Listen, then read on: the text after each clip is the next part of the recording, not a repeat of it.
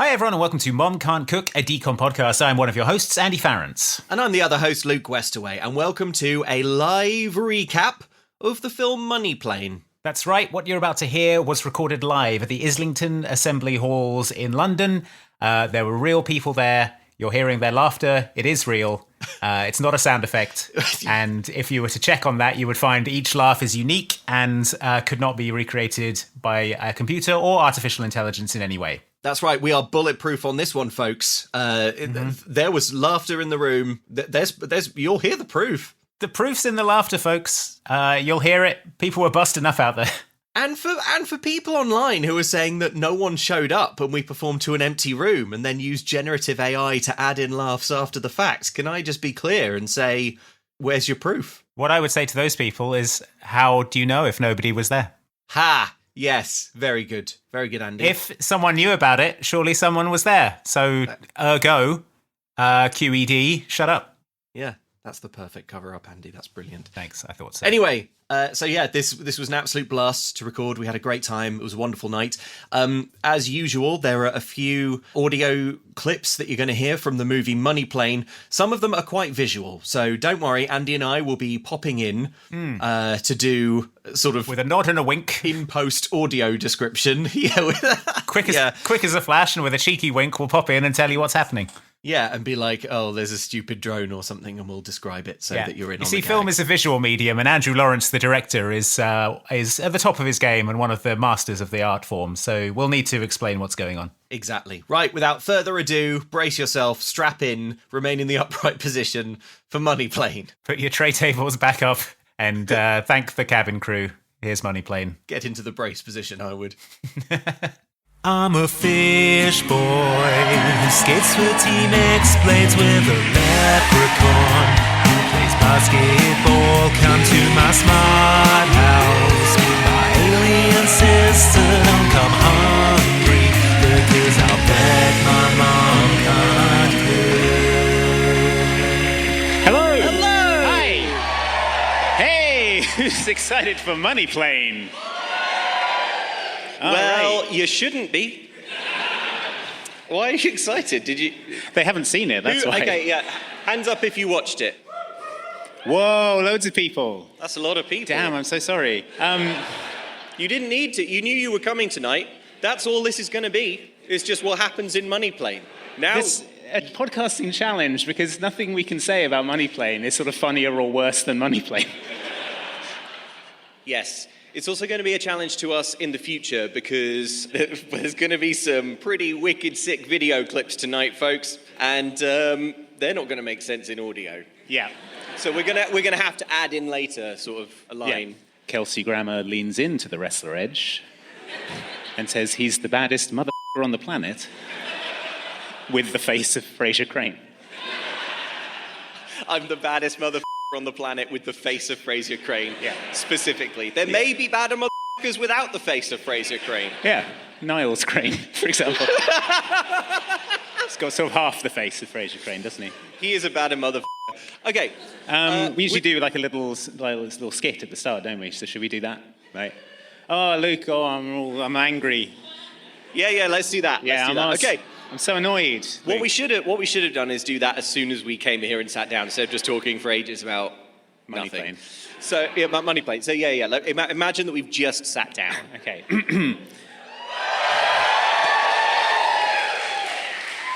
You're right, Luke. Welcome to the podcast. Hello, Andy. Welcome to the podcast. Thanks. I'm a bit down. You're a bit down? Yeah. Well, I've been betting on the Money Plane Oh, yeah. because I'm one of the baddest motherfuckers on the planet. You are, yeah. You're one of the criminal elite. Well, what were you betting on? Well, I was betting on a man f***ing an alligator. Obviously, it's the main thing they offer bets on. Okay. Did you win? How does that work exactly? Well, I'll tell you why I'm annoyed, Lee, because I bet that the man would f*** the alligator. It seemed like a fair bet to me.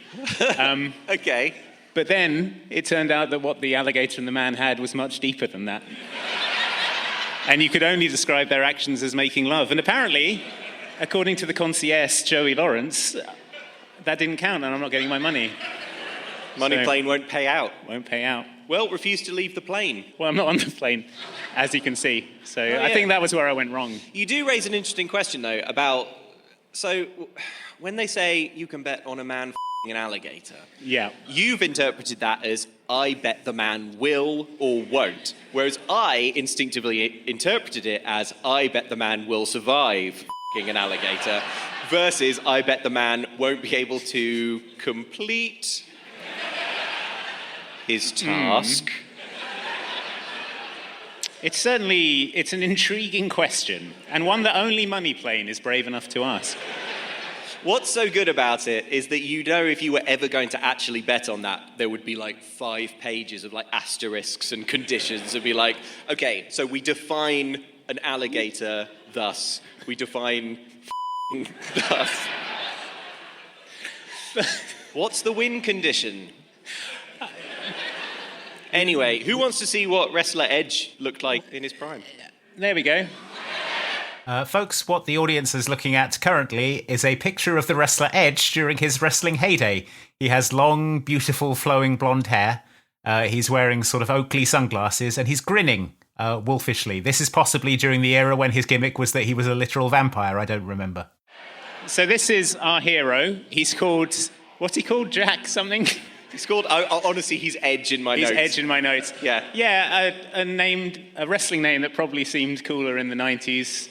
Just seems like he's got some unique hobbies today.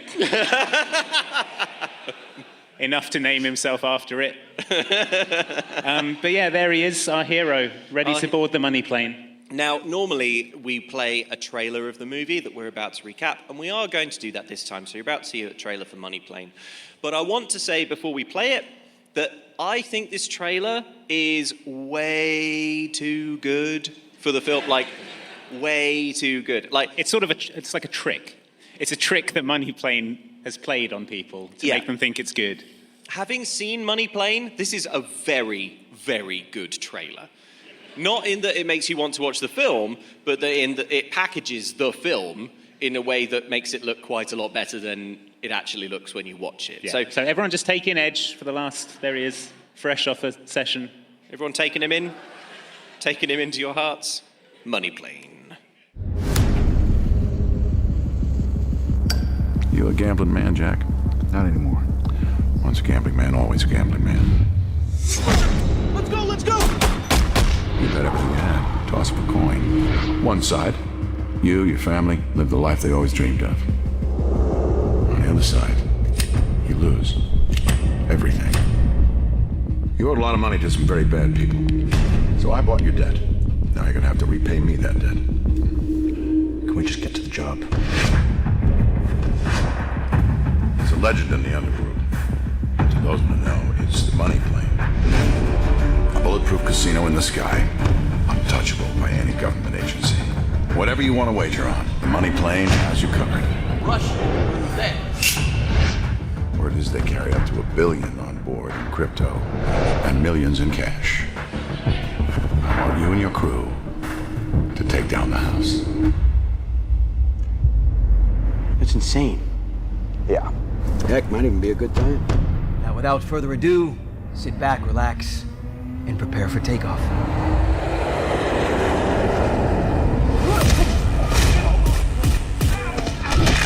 We have control of the cockpit.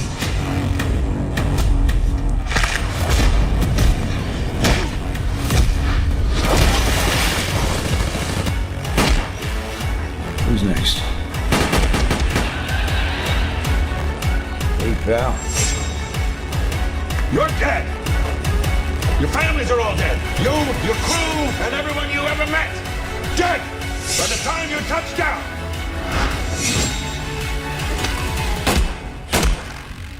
Now bring me my money!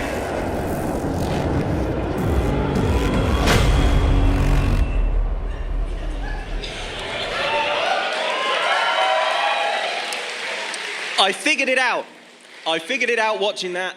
The reason why that trailer is good is because in that trailer there are sounds when people punch each other. Whereas in the film Money Plane, people punch each other largely in silence. Yeah. They also cut away from Joey Lawrence before he can really take in his hair, which I think is the wise choice. Okay, we're about to begin the recap. Before we start, Andy, is there anything that you want to, any sort of like top line stuff that you want to say? If you want to say, for example, something nice about Money Plane. Oh yeah, you did ask me to think of something nice to say about Money Plane. Oh no. You can hear most of the dialogue. Can Christopher Nolan say the same? That's true. Yeah. You do yours, and then I'll try and think of one. Okay, what I will say up top, because, okay, Money Plane is quite a lot worse than I thought it was going to be. And this podcast episode is going to be quite the evisceration. We're going to windmill dunk on Money Plane until it's completely dead.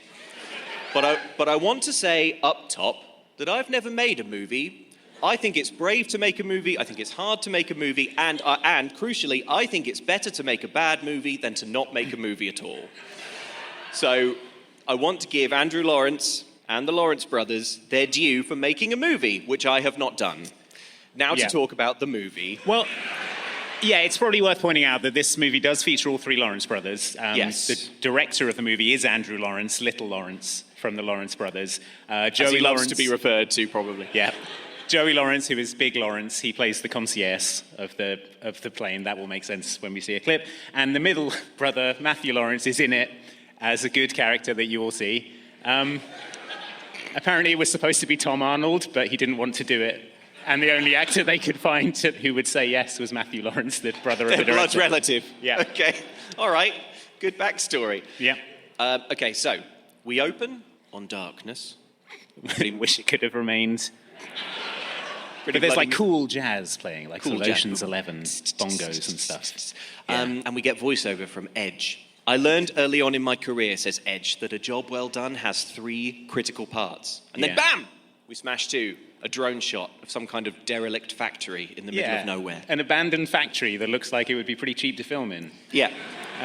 Yeah, or free, because no one knows you're there. No one knows you're there. Yeah. Yeah. The night watchman's distracted. You throw like a link of sausages. Quick, do some dialogue. He's investigating the sausages. Should I do good dialogue? There's no time. Go do it. Say the words. So this is apparently, we see from the interior shot of the place, an art museum. We know that because it comes up with on-screen text that says art museum. Yeah. And to be clear, this is like, there's foliage sprouting from the top of a disused smokestack. Most of the windows are smashed in this building. So. Edge is trying to get into this art museum. But you know, like when you go to an art museum and there's the big metal detector and the guy's holding machine guns, like when you go to the Tate Modern? Yeah. Yeah, so he's at that checkpoint that you get at all art museums. And he's trying to get in, but his card isn't working. Yeah. Oh, point 1 of Edge's 3-point rule. You need the right crew. It takes more than flint to make a fire. Sounds meaningful. Yep. We get to meet some of the rest of the crew. There are 4 crew members. There's Edge, who we've already met. Now we meet Trey, who is sitting in the back of a van outside. He's got a computer and he's hacking in. He's the hacker. He's trying to supply Edge with the credentials on his card to get into the art museum, but he hasn't sort of done it yet. He's like, I'll do it in a minute. So the security guard scans it and it's like, this is no one. Does it again, and he's then like, outside I'm hacking Trey as is fast like, as I can, man. I'm almost in. I'm almost through the fire. Do it earlier. Yeah. Do it the day before.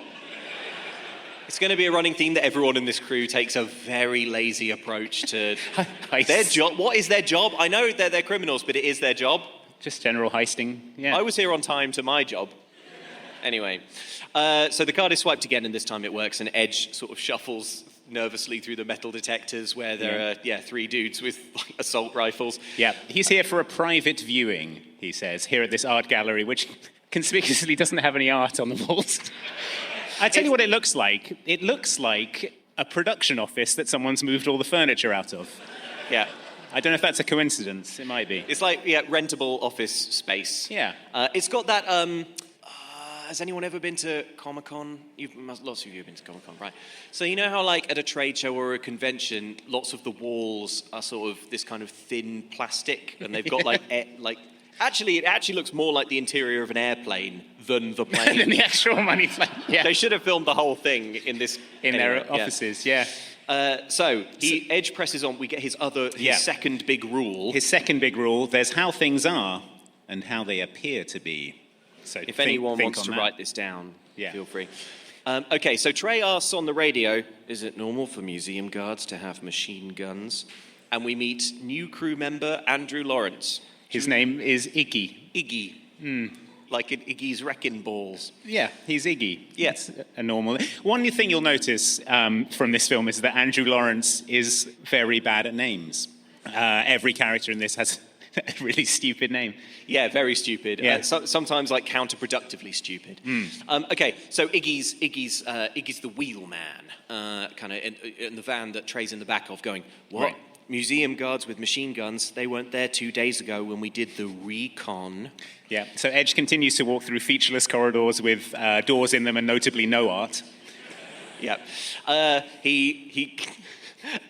He's about to go in a door, but in his earpiece, Trey says, on your left. No, other left. And he goes in a different door. So this is our hero who doesn't know left from right. It seems like a really high-stakes situation, but like he nearly saw art or something. He would have walked in and been like, whoa, there's art in there. An art, oh no. Watch out. So Edge finds the right room and he beeps his way in with a pass, and then he stands in a bare white cube of rented office space, and the painting that he's here for is not on the walls. But it is on Trey's security camera in the van. So Trey jumps out and he checks underneath the van, and oh no, there's some sort of box. There's a hacking magnet stuck to the underside of the van. And it's been hacking the van senseless this whole time. It's one of... You know how you can buy those magnets that if you put it under a van, it will wirelessly beam MP4s of a full art gallery to any laptops in the van? It's one of those hacking magnets. Yeah. I mean, they don't need to explain what it is because we all recognize it by sight. Yeah. Abort, we've been compromised, says Trey, having identified a magnet. So Edge runs for the door, but finds that it's locked. And then Edge, bless him, does a really good job of acting like he couldn't tear this MDF door off its hinges. Yeah. It's like, he goes like, oh no, it's locked. And as he sort of jostles it, you can see the whole thing sort of like bending and flexing. Yeah, it's worth pointing out. Can't get through. Being a former WWE wrestler, he is enormous. He's about twice the size of every other actor in this film. And I'll tell you what, it's not a good idea to put a man of his stature in a movie that predominantly takes place on an aeroplane. He never fits in the frame. He's like this. He's like this in every shot. We get the third rule. Plan A is only as good as your plan B. Mm-hmm. And then he hears punching from behind the door that he couldn't open. It opens, and there's a lady in a leather jacket who beat all the men up with her fists and feet. Her name is Isabella Voltaic. So Isabella and Edge are directed down a stairwell by Trey, but 6 armed dudes are running up the stairs towards them. How will they defeat these 6 armed men, you're probably thinking? We cut to them having defeated the 6 armed men. So they sort of bust excitingly out of the art museum's loading bay, where the van is You load in the art by the palletful. Yeah. They roll the art in big barrels. So, the van is waiting here, and they sort of shoot their guns backwards, bang, bang, bang, as they leap into the back, and Andrew Lawrence squeals away, or he would do, but sadly there is no audio of the van, so it does look, unfortunately, desperately unexciting. As this van. Also, I don't think he's allowed to drive very fast, because they're in someone else's factory, but what he does do is go like this, which is... It's the Captain Kirk school of acting, really, isn't it? It's like just... It's like go off at 5 miles an hour. Get it in post, yeah. So in the back of the van, having escaped, the gang reels from the heist gone wrong. What happened? A setup? We have bigger issues to deal with, says Edge. Iggy, take us to Rumble's HQ. Yep. Copy that. We have no choice but to go to Rumble HQ. Sounds like a soft play area or something. But no! I need to work out some of this stress. It's not that at all. It's the lair of the baddest mother-effer on the planet. Yeah. Fraser Crane. So we cut to Edge sitting poolside in the garden of a well-appointed home. The pool is full of leaves. He hasn't got time to skim his pool. That's not fair. It's not full of leaves. There are just some leaves in it. But you notice leaves. Too many leaves. Too many leaves for this to be plausible. He sits opposite a well-dressed older gentleman smoking a cigar. He introduces himself as Darius Emmanuel Grouch III, a.k.a. the Rumble. Too many names. So he places a gun on the table in a threatening way and says that he's very disappointed with the wrestler Edge because the painting just wasn't there. Then he starts... do you want to read this dialogue? Reeling off painters? Warhol, de Kooning, Pollock, bunch of bitches. And then he has a henchman hold the canvas up behind Edge's head and say, how about I shoot you in the head and make a Pollock of my own out of your blood and brains? Yeah. So that's the threat, I suppose. I think it's kind of cool. Kind of cool. Blank canvas behind. I'll make a painting out of your brains. Yeah, it's cool that Andrew Lawrence thought of that. He asks Edge if he's a gambling man. He says, I'm not anymore. And he says, well, once a gambling man, always a gambling man. You bet everything you had on a 50-50 chance, the toss of a coin. But presumably not literally the toss of a coin. This is the thing, though. He never goes on to say that it isn't the toss of a coin. Yeah. So I have to assume it was the toss of a coin. So he bet everything he had on the toss of a coin. Yeah, Darius goes on to... Emmanuel Grouch III, a.k.a. the Rumble. A.k.a. the Rumble. Yeah. Explains that because he'd bet everything he had on the toss of a coin, if it had gone his way, he would have got loads of money. But if it had gone the other way, he would have lost all his money. Which he did. Yeah. So he owes a lot of bad people a lot of money. So Darius bought his debt, and now he is sort of under Darius Emmanuel Grouch III, the Rumbles. Yeah. So he wanted him to steal the painting, but because the painting wasn't there, he's like, since you didn't bring me that painting, which is worth $40 million, you have to pay me back with interest. And now I have a new job for you. There is a legend in the underworld. Those in the know, it's called a money plane. Some of the baddest mother-effers on the planet are on that plane, all craving action. Whatever you want to wager on, the money plane has you covered. You want to bet on a dude, an alligator. Money plane. Untouchable by any government because the flight always takes place in international airspace. Word is they have over $1 billion in crypto on board and millions in cash. I want you and your crew to take down the house. You gotta be kidding me, right? Do I look like I'm joking? He does actually look like he's joking. He's got a big smile on his face. He looks like he's not mentally present, is he, Kelsey Grammer? Bless him, in this scene. I don't know what he's thinking about. Maybe skimming the pool, maybe dinner. I know that you don't listen to the Lawrence Brothers podcast like I do, which is to find embarrassing anecdotes from the Lawrence Brothers and then text them to you, Luke. But apparently, when they shot this, there was a man mowing his lawn next door and a dog that wouldn't stop barking. Well, you know what? Then they've done a good job to bring that out of the sound mix, because I didn't notice a dog that wouldn't stop barking at all. But they had to sort of do all their takes really quickly between dog barks. Between barks. So, that's quite charming. Yeah. Also, you may have noticed in that clip that the wrestler Edge has a kind of sort of wide-eyed, toddler-like expression on his face that he never drops all the way through the film. And it's really at odds with his sort of hard gambling man persona. Former special forces, he wanders through the whole film like a sweet calf looking up at the bolt gun, like... What's going on? Why am I on a money plane? Oh, Darius, am I to go to the money plane? He's put his hair in a sort of man bun to show that he's serious. So, yeah. That's good. So Darius Emmanuel IV, the Grouch, the third Rumble, explains that he's going to be fronting Edge's crew the money to get on board the plane. And Kelsey Grammer explains that he has leverage to make sure that Edge does it. And he produces a laptop and reveals on it a JPEG of Denise Richards. Your favourite Denise Richards JPEG. Which is I own the JPEG now. Yeah. I bought your debt and the JPEG of Denise Richards. Grouch, you diabolical. He struggles against it. Give me that JPEG now. Email it to me. Oh, I will email it to you when you take down the money plane. The money plane. No, this is a bit confusing, but we are to infer that Denise Richards is his wife. Also in the picture is a little girl and a dog. And Andrew Lawrence's dog. And Andrew Lawrence's dog that will stop barking. Yeah. So if you don't bring me back what I want from the money plane, then you won't have anything to come back to, is the threat, basically. So he agrees. Kelsey Grammer calls over his henchman, who, in true Andrew Lawrence style, is named P. Roach. This bag has everything you need, he says, giving him a small duffel bag.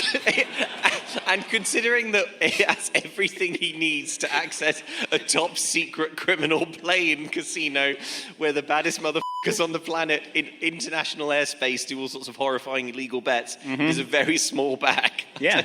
You could fit like a pair of shoes and a light jacket in there, probably. It's everything you need, because we don't know what the temperature will be like on the money plane. That's true. They could be flying all over.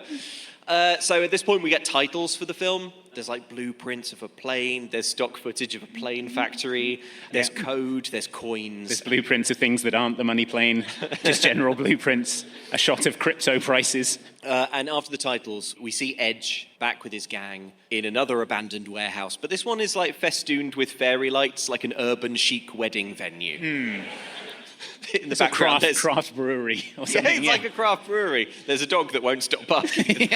We get Edge he explains the job to his crew now, so we just sort of restate the stakes of the movie. It's the last job, elite criminals, international airspace, $1 billion in crypto that is somehow in a physical location and can be stolen.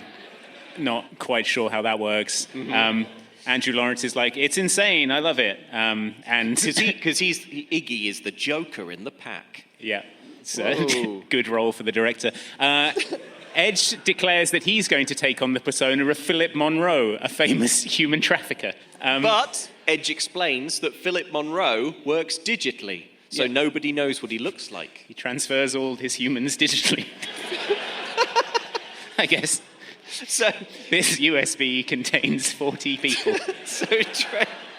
So Trey reasonably asks what happened to the real Monroe, and we get a very brief cutaway of Isabella having a run-in with Monroe last June in Moscow. Here's how the cutaway goes. Philip Monroe is in his car, Isabella shoots him dead. The end. This human trafficker just hanging out on his own in an underground car park with his windows down, not going anywhere. So she literally strides up and just shoots him in the head, and then she turns to the camera and like... We got him, fellas. Yeah. Now, the infamous human trafficker Philip Monroe, having been killed in his car at least 6 months ago, is no impediment to Edge telling the money plane that he is him. Because I guess the money plane not so hot on security, or... Yep. Trey will go undercover. Oh, I'm Banksy. Can I come on the money plane? I'm Banksy. Yeah. Banksy, I thought you were good. Are you evil and you want to come on the money plane? No, I've been good up till now. But... We're doing a heel turn, you understand, Edge. It's a wrestling bit. Trey the hacker's going to go undercover as his right-hand man. And Isabella will easily get a job as one of the secretive money plane flight attendants. Yeah, he says he's got her credentials already, so don't even worry about how you get... We don't need to see that, it would be boring. You, an aspiring guest of the money plane, get cabin crew recruited on the money plane, the super-secret urban myth heist casino. Where do you even apply for a job? It's in an undisclosed location. I don't know. So Iggy, the Joker in the pack, Andrew Lawrence, is going to be managing hardware on the ground. He's very disappointed about this because he doesn't want to do tech support. He says that's Trey's job. But I need Trey on board with me, Edge says, and then doesn't say why. But I think it's because there's going to be more shots of Trey, so it would be hard if the director was... It'd be hard if the director was in all those shots. That's what Edge says, yeah. So we do actually get the plan here. There's no cameras on the plane, says Edge, so they'll create a diversion so that Edge can sneak off and take control of the cockpit. Then Trey will represent Edge while Isabella searches for the vault and the server room. Yep, and then Trey will sneak in and hack the server.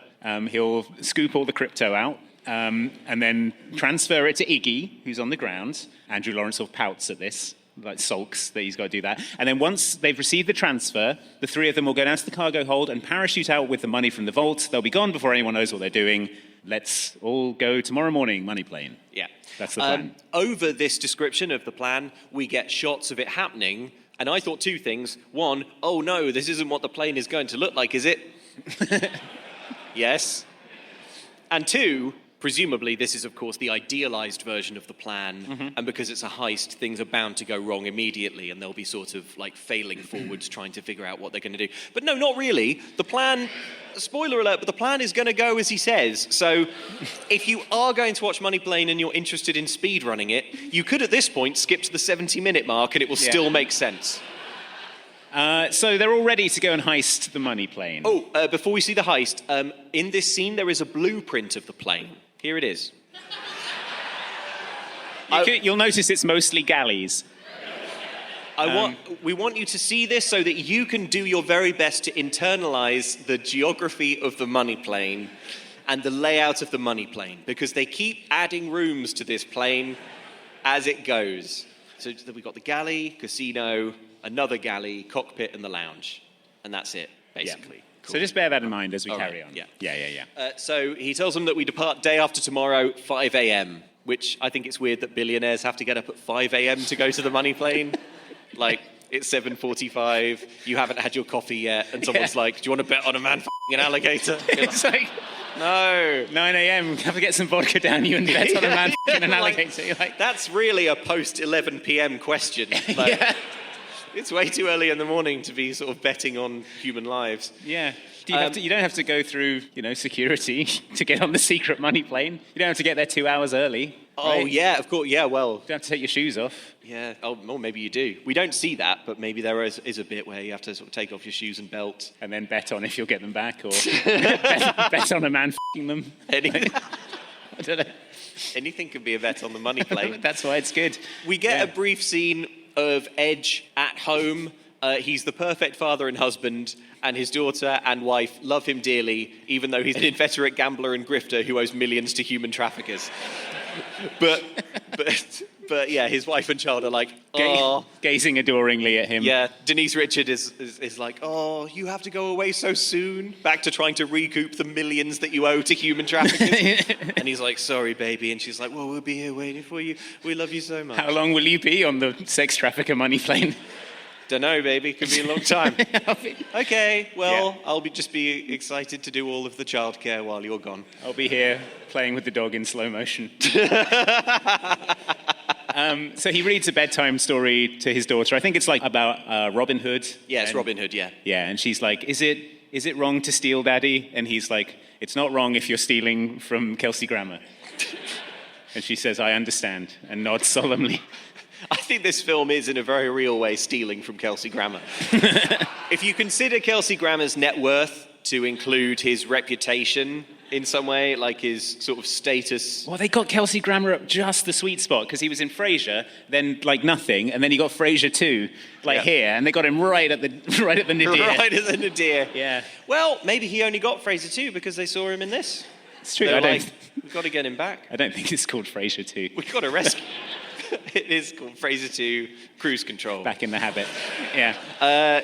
So at the end of this bedtime story, the daughter falls instantly deeply asleep. She's like, is it wrong to steal? And he's like, not if you do it from Frasier. And she's like... And then Denise Richards comes in and sits on the bed and starts having a chat with him. And sits on the kid's legs and starts... like, maybe do this in the other room. But she sleeps through the whole thing. She's a really deep sleeper, I guess. They have a secret conversation about money planes. And then they go to bed. And during the night, Edge tosses and turns. He's plagued by visions of Darius, Emmanuel, Grouch III, a.k.a. the Rumble. It's a sort of repeat of the conversation they had earlier, only for some reason in his dream, it all seems to take place in, like, a mobile phone shop. At, like, a second-hand refurbished... Some kind of vape emporium. Note the enormous ashtray. Like, this isn't where the conversation happened earlier. Great big novelty ashtray. It's like he stopped in to buy a Nokia 3310. And it was like, let me tell you about the money plane. It's really, really, really odd. It's unusual. Okay, so back in reality, Edge wakes from his troubled dreams. There are lights outside the house. This is suspicious. So he takes an enormous Desert Eagle handgun from out of the bedside unit drawer, where he keeps it unlocked, despite there being like a 6-year-old in the house. And he just starts firing through the door. So he creeps downstairs with his gun drawn. The front door swings open, and he comes perilously close to shooting the man who walks through, who is his best friend, Thomas Jane from The Punisher. Yeah, who is also holding a gun. For some reason? Yeah. Why is he holding a gun? He's going to his friend's house. Yeah. But he, like, they sort of go like, "Whoa," at each other. Like, Yeah, Edge goes, I almost shot you. And then Thomas Jane goes, I almost shot you. Why? Why did you almost shoot? You're in his home. In the middle of the night. knocking on the door of your friend's house. Be like, just in case. Yeah. Could have shot you. Just to let you know, I could have shot you. Would have been as easy as that. Okay, come on in, says Edge. And Thomas Jane walks in. He looks at a cat. The cat looks back. End of scene. If you're a fan of expositionary dialogue, this conversation is great. He's like, remind me why you made me your daughter's godfather, Edge. And he's like, why, it's because you were the youngest ever colonel in the US Air Force, of course. And my commanding officer back in the day. Ah, yes, I forgot. So they have a chat about the money plane. Harry, which is Thomas Jane's is his name, he says, you've got great instincts, Edge, but you need to stop second-guessing yourself. This is his arc. Edge's arc is that he second-guesses himself too much and doesn't trust his instincts. Despite not doing that at any point in the film. Yeah, it's not. I didn't say it was a good arc, but that is the arc. So, yeah, he's got to trust his gut. And now, says Harry, you're off to the money plane with the world's most dangerous criminals. Mm-hmm. And Edge asks Harry to come along with him, but Harry says no, he's scared of planes. He's the youngest Major General in the US Air Force. But he says, I'd love to get back in the cockpit again and fly around the world. But he doesn't say why, because he's just said he's scared of planes. His backstory is very confusing. He's a pilot who's afraid of planes. That's... Yeah, I tell you what, the day he retired must have been the best day. Oh, thank God. No more planes. My greatest fear. So Edge asks him a favor. He says, be my backup guy while I'm heisting the money plane. He's like, Thomas Jane, I understand I can't ask you to move to a second location, but if you could stay here at the house where we're already filming and look after the girls for me, I'd sure appreciate it, pal. Yeah, and Thomas Jane says, I will. And I'll also look into that museum job that you just did. Something seems off about that. Yeah, the painting wasn't there. Something seems off. Seems like something went awry with that heist. Something seems off about the heist that went wrong. And you killed like 6 people. Yeah. We cut to my low-key favourite bit of Money Plane, which is just this. We get this establishing shot with this text on screen, and it's the funniest possible combination to me. So it's an undisclosed location. You'll notice about 700 or 800 people have parked here. There's about 40 planes. How do you get to can we have it back? I need to. You want to see it again? Yeah, I do want to continue looking at it. Thank you. How do you get to the undisclosed location? Where do you tell your Uber to go when you board the money plane? Yeah, I mean, this is a shot of Newark Liberty International Airport. So that's where the money plane goes from, I guess. Yeah, which is in New Jersey. It's not. I mean, is New Jersey undisclosed? I imagine it would be disclosed at the. I was thinking maybe they would like pick you up. Like they would come to your house and be, hey. Hey, there's loads of parking. Money. You know, like when you just drive up. You know when you go to the Squid Game and they sort of you don't know where you're headed. I thought you get gassed in a limo. Yeah. But maybe it's like that. But I don't think so. Having seen the rest of Money Plane, I don't think they've got. I think Money Plane spent all of its money on lava lamps. Yeah. So I don't think they've got money left for gas. Yeah. So we see Isabella checking into the money plane. We just hard cut straight to we're on the plane. Yeah, she's wearing the money plane flight attendant uniform. It looks very, very cheap. It is an exceptionally cheap looking outfit, unfortunately. Yeah, also this set, they have discovered that if you use enough curtains, you can make anything look like anything. So this is a corridor full of curtains, but it conveys the grand boarding lobby of the money plane. The problem is that just when everything... Okay, when you put down lots of curtains, the main problem is that it turns every room into a kind of squared-off rectangle, when the shape of a plane is famously a tube. So it never, when they're doing this curtain thing, it never looks like they're on a plane. But there is a plane. I do think that some of this was shot on a plane, not a new plane, an old, like, dirty plane. in a field in Louisiana, it was. Yeah. It's the sort of thing that, like, Instagram influencers would rent for $100 an hour to take photos of themselves in it. Yeah. This is the movie equivalent of that. Yes. So she's signing in as crew. They tell her she has to put all of her weapons in a big pirate treasure chest.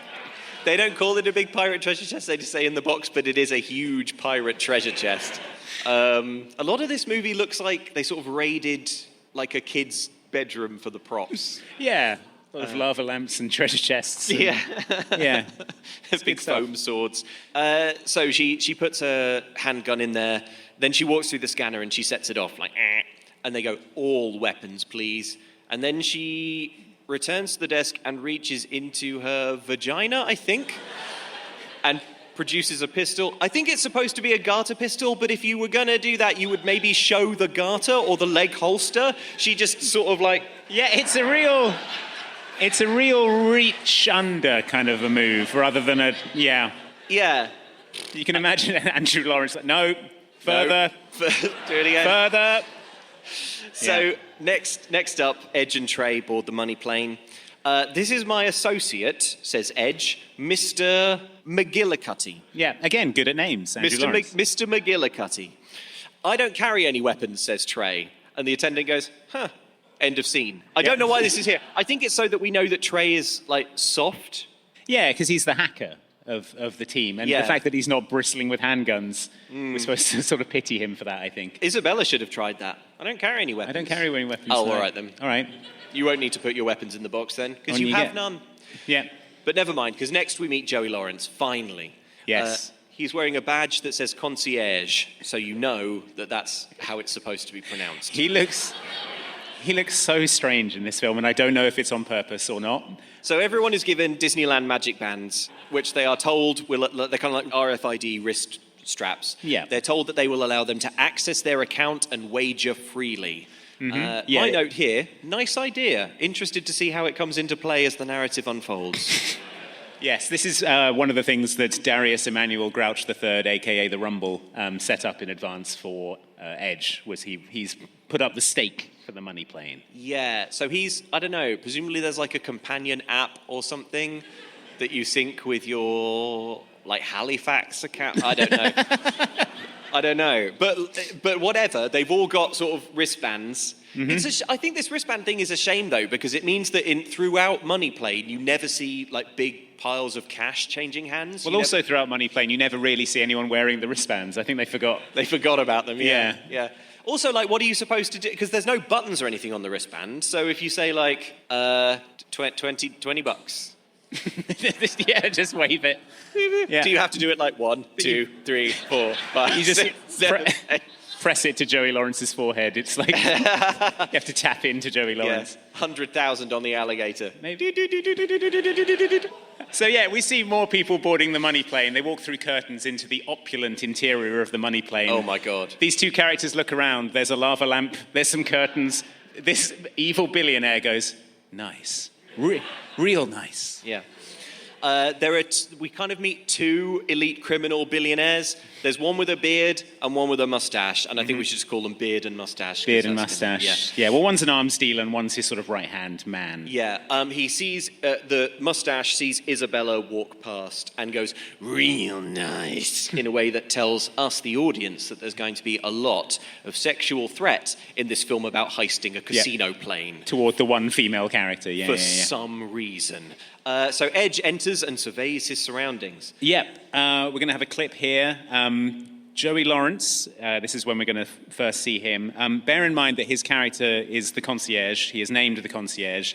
I think the bare minimum for this role in terms of preparation would be learning how to pronounce the word concierge, but let's see how Joey does. Yeah. I also want you to note in this clip a few of the set dressing and furniture items. See if you can spot the lava lamp. See if you can spot the boho chic rug. See if you can spot the plastic chairs. And my personal favourite, the unmoored heavy glass top patio table, which in the case of any turbulence would fall apart or kill someone. Take it away, Joey. Ladies and gentlemen, as a representative of the House, it is my pleasure to welcome you to the money plane. I am your concierge, and I am here to facilitate your every desire for action and speculation. As you know, there are no cameras on board. This is to ensure the utmost discretion. Rest assured, both you and your funds are thoroughly secure. Myself and my staff are here on board to bring you anything and everything that you desire. At this point in time, I want to introduce you to my bookkeeper, who will go over the rules of the House. Thank you. Good afternoon. As a representative of the House, it is my job to inform you of our zero tolerance cheating policy. I cannot express to you enough how important it is for your personal well-being. There will be no loud, aggressive behavior which might disturb another guest or crew member. There'll be no fighting, no murder, no dismemberment. Unless, of course, those things are permitted within the rules of engagement for a specific event. Keeping that in mind, good luck and have fun. Now, without further ado, sit back, relax, and prepare for takeoff. All right, and there we get plane underscore takeoff underscore iStock. Yeah, you get the idea. I'm surprised they removed the watermark, to be honest. Yeah. Concierge. Concierge. Okay, so the money plane takes off, and the beard guy says, "That is a smooth takeoff." And Joey Lawrence says, "We employ the finest pilots in the world. I know, because I myself am a pilot." Strange detail to put in, unless Yeah. it would become important later. Yes. Let's see if that happens. Yeah. I don't know if Joey Lawrence thinks that, like, the better a pilot you are, the sort of less shaking the plane does. I think Andrew Lawrence and the Lawrence brothers think that turbulence is the pilot's fault.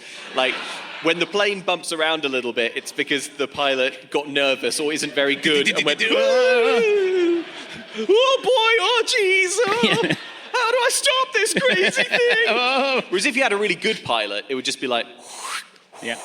super smooth.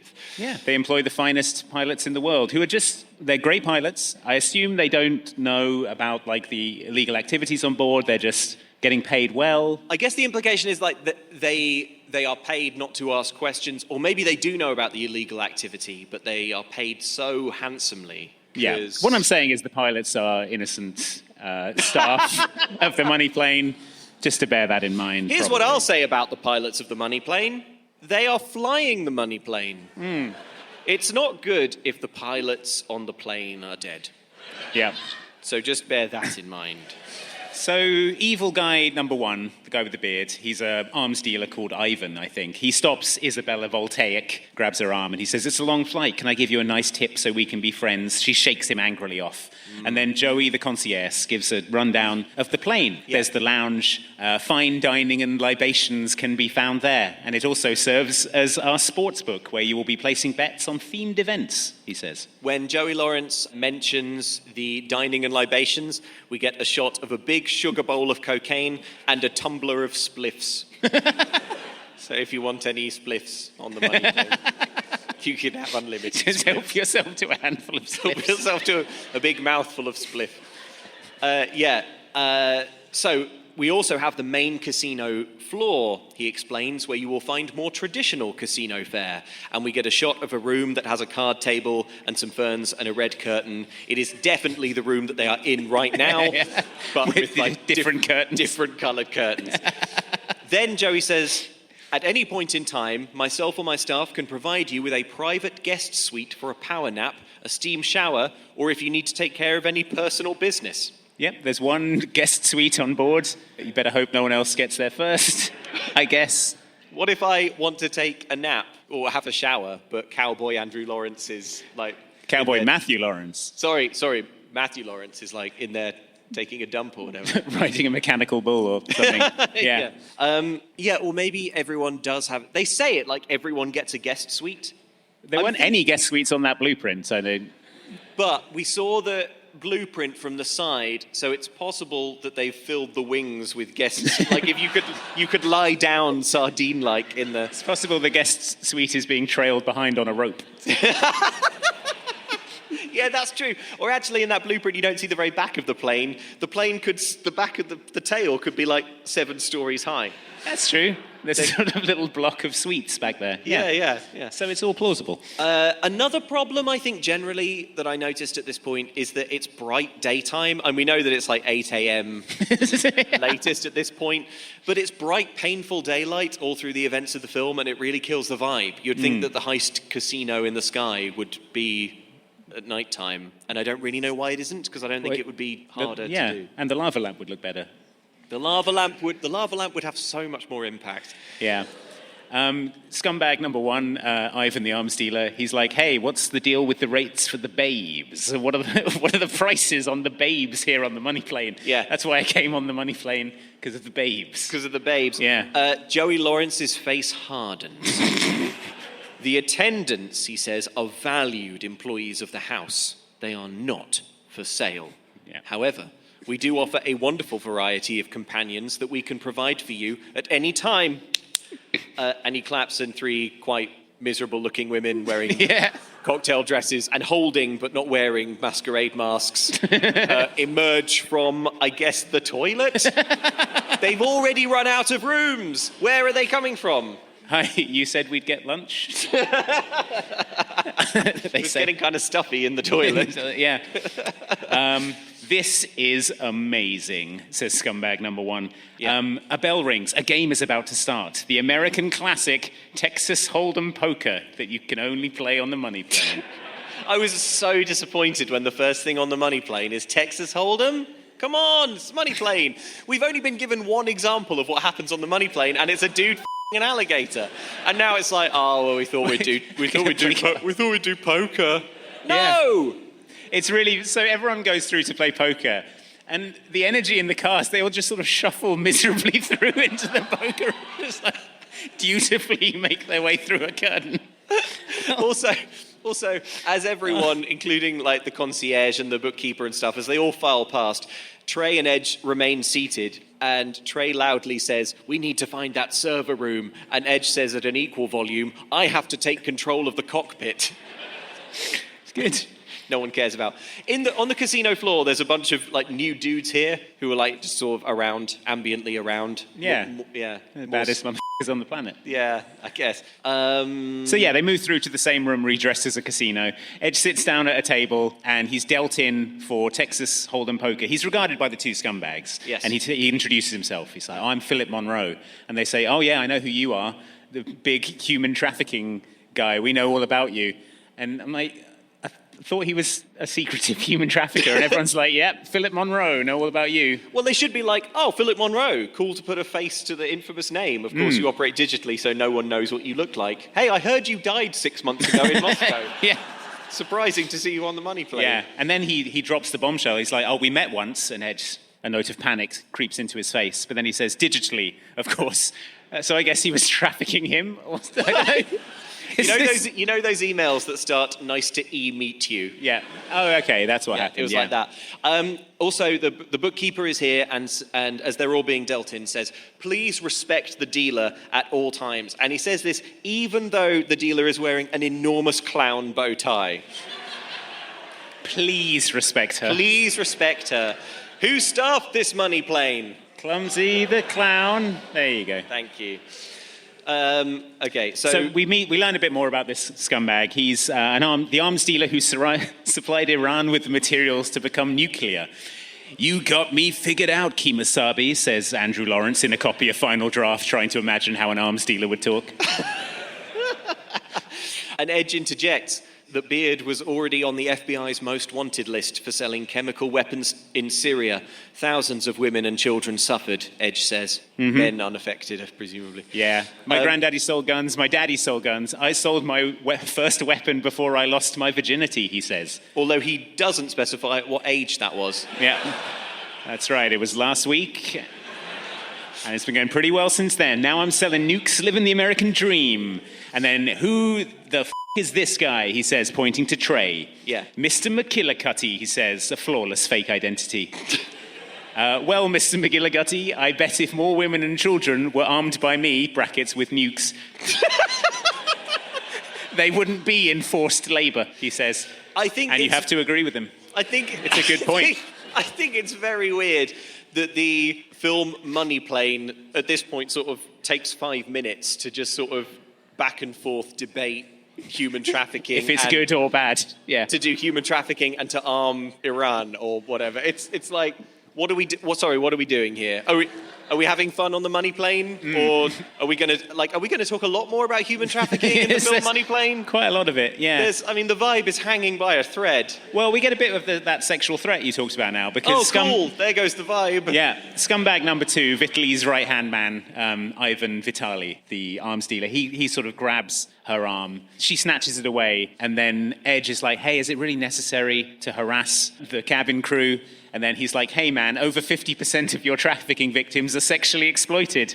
And you've got a problem with my guy hitting on a waitress? Andrew Lawrence leans back in his chair in the coffee shop. Another great line. Money Plane isn't just an action thrill ride. It makes you think. It makes you think, and that's why it's good. Yeah. So tensions are rising, clearly, around this poker table, and we'll show you a clip. But first, when you see this clip, see if you can spot Matthew Lawrence, even though he has disappeared so completely into his role. Just want to play some poker, that's all. Drinks, gentlemen? Oh! Round 1 to read. Mr. Vitali, keep your dog on a leash. You will not be warned again. All right, everybody, calm down. Let's play some cards. Reed, you need to relax a little bit. Got it, folks. Deal me in. Now, who spotted Matthew Lawrence there? I think this scene is also interesting because the bookkeeper, when they all get on the Money Plane, is like, our zero tolerance policy to cheating and breaking the rules. And it all sounds really, really serious. And then immediately they all start breaking the rules. And the bookkeeper's punching the cabin crew. And and the bookkeeper's like, hey, don't. Hey, now. Don't, I said, don't. Don't do it. It's like they're trying to sort of control a toddler having a meltdown in a supermarket or something. Yeah. But yeah. Hey, now. Hey. Hey, come on. What I like about that is the implication that Matthew Lawrence there is one of the baddest motherfuckers on the planet. Well, it's me. His character's name, by the way, is Mr. J.R. Crockett. Again, just another home run from Andrew Lawrence in the script. So music plays and there's a poker montage over the game. We see the chips piling higher and higher. One by one, the players drop out as the stakes get too high. And in the end, there's only Edge and Matthew Lawrence, a.k.a. J.R. Crockett. Joey Lawrence comes up and says, quite the game, ladies and gentlemen, quite the game. So presumably in that montage depicted an all-timer of a poker game. We're not allowed to see it. But it was quite the game. Presumably it was thrilling. So it's down to just the two of them. All in, says Edge. And showing the gambling acumen that has led him to lose all his money and be in debt to Fraser Crane. On the toss of a coin, yeah. So they both show their hands. Edge was in fact bluffing. He's only got a pair of 4s, and J.R. Crockett has a full house. So Edge has lost all his money, or Darius's money, I suppose. Yeah. He stands up and says, I'd like to retire to a room, I'd like to retire to the room, please. Everyone else says, I was going to go in the room. Damn it. He says, I'm feeling off. So Joey Lawrence goes around informing the rest of the guests that Edge is having diarrhea in the suite. Yeah, he transfers his funds to Mr. McGillicuddy, who will play for him. The concierge instructs the bookkeeper of this condition. Yeah. So he sits down at the table. Matthew Lawrence, the cowboy, winning, allows him to choose the next event. And then he says, well, I'm a Texan, but I can still enjoy a glass of vodka. Who wants some, comrades? Which is a very roundabout way of saying, I want to play a game where one of us will shoot ourselves in the head. Enough that Trey doesn't really pick up on what the game is from that sort of euphemistic description of it. Which I think is unfair. I don't think it's fair to expect Trey to pick up on the fact that they are about to play Russian roulette from that line. I'd be like, I guess J.R. Crockett wants some vodka. Yeah. But this is the Money Plane, so, Yeah.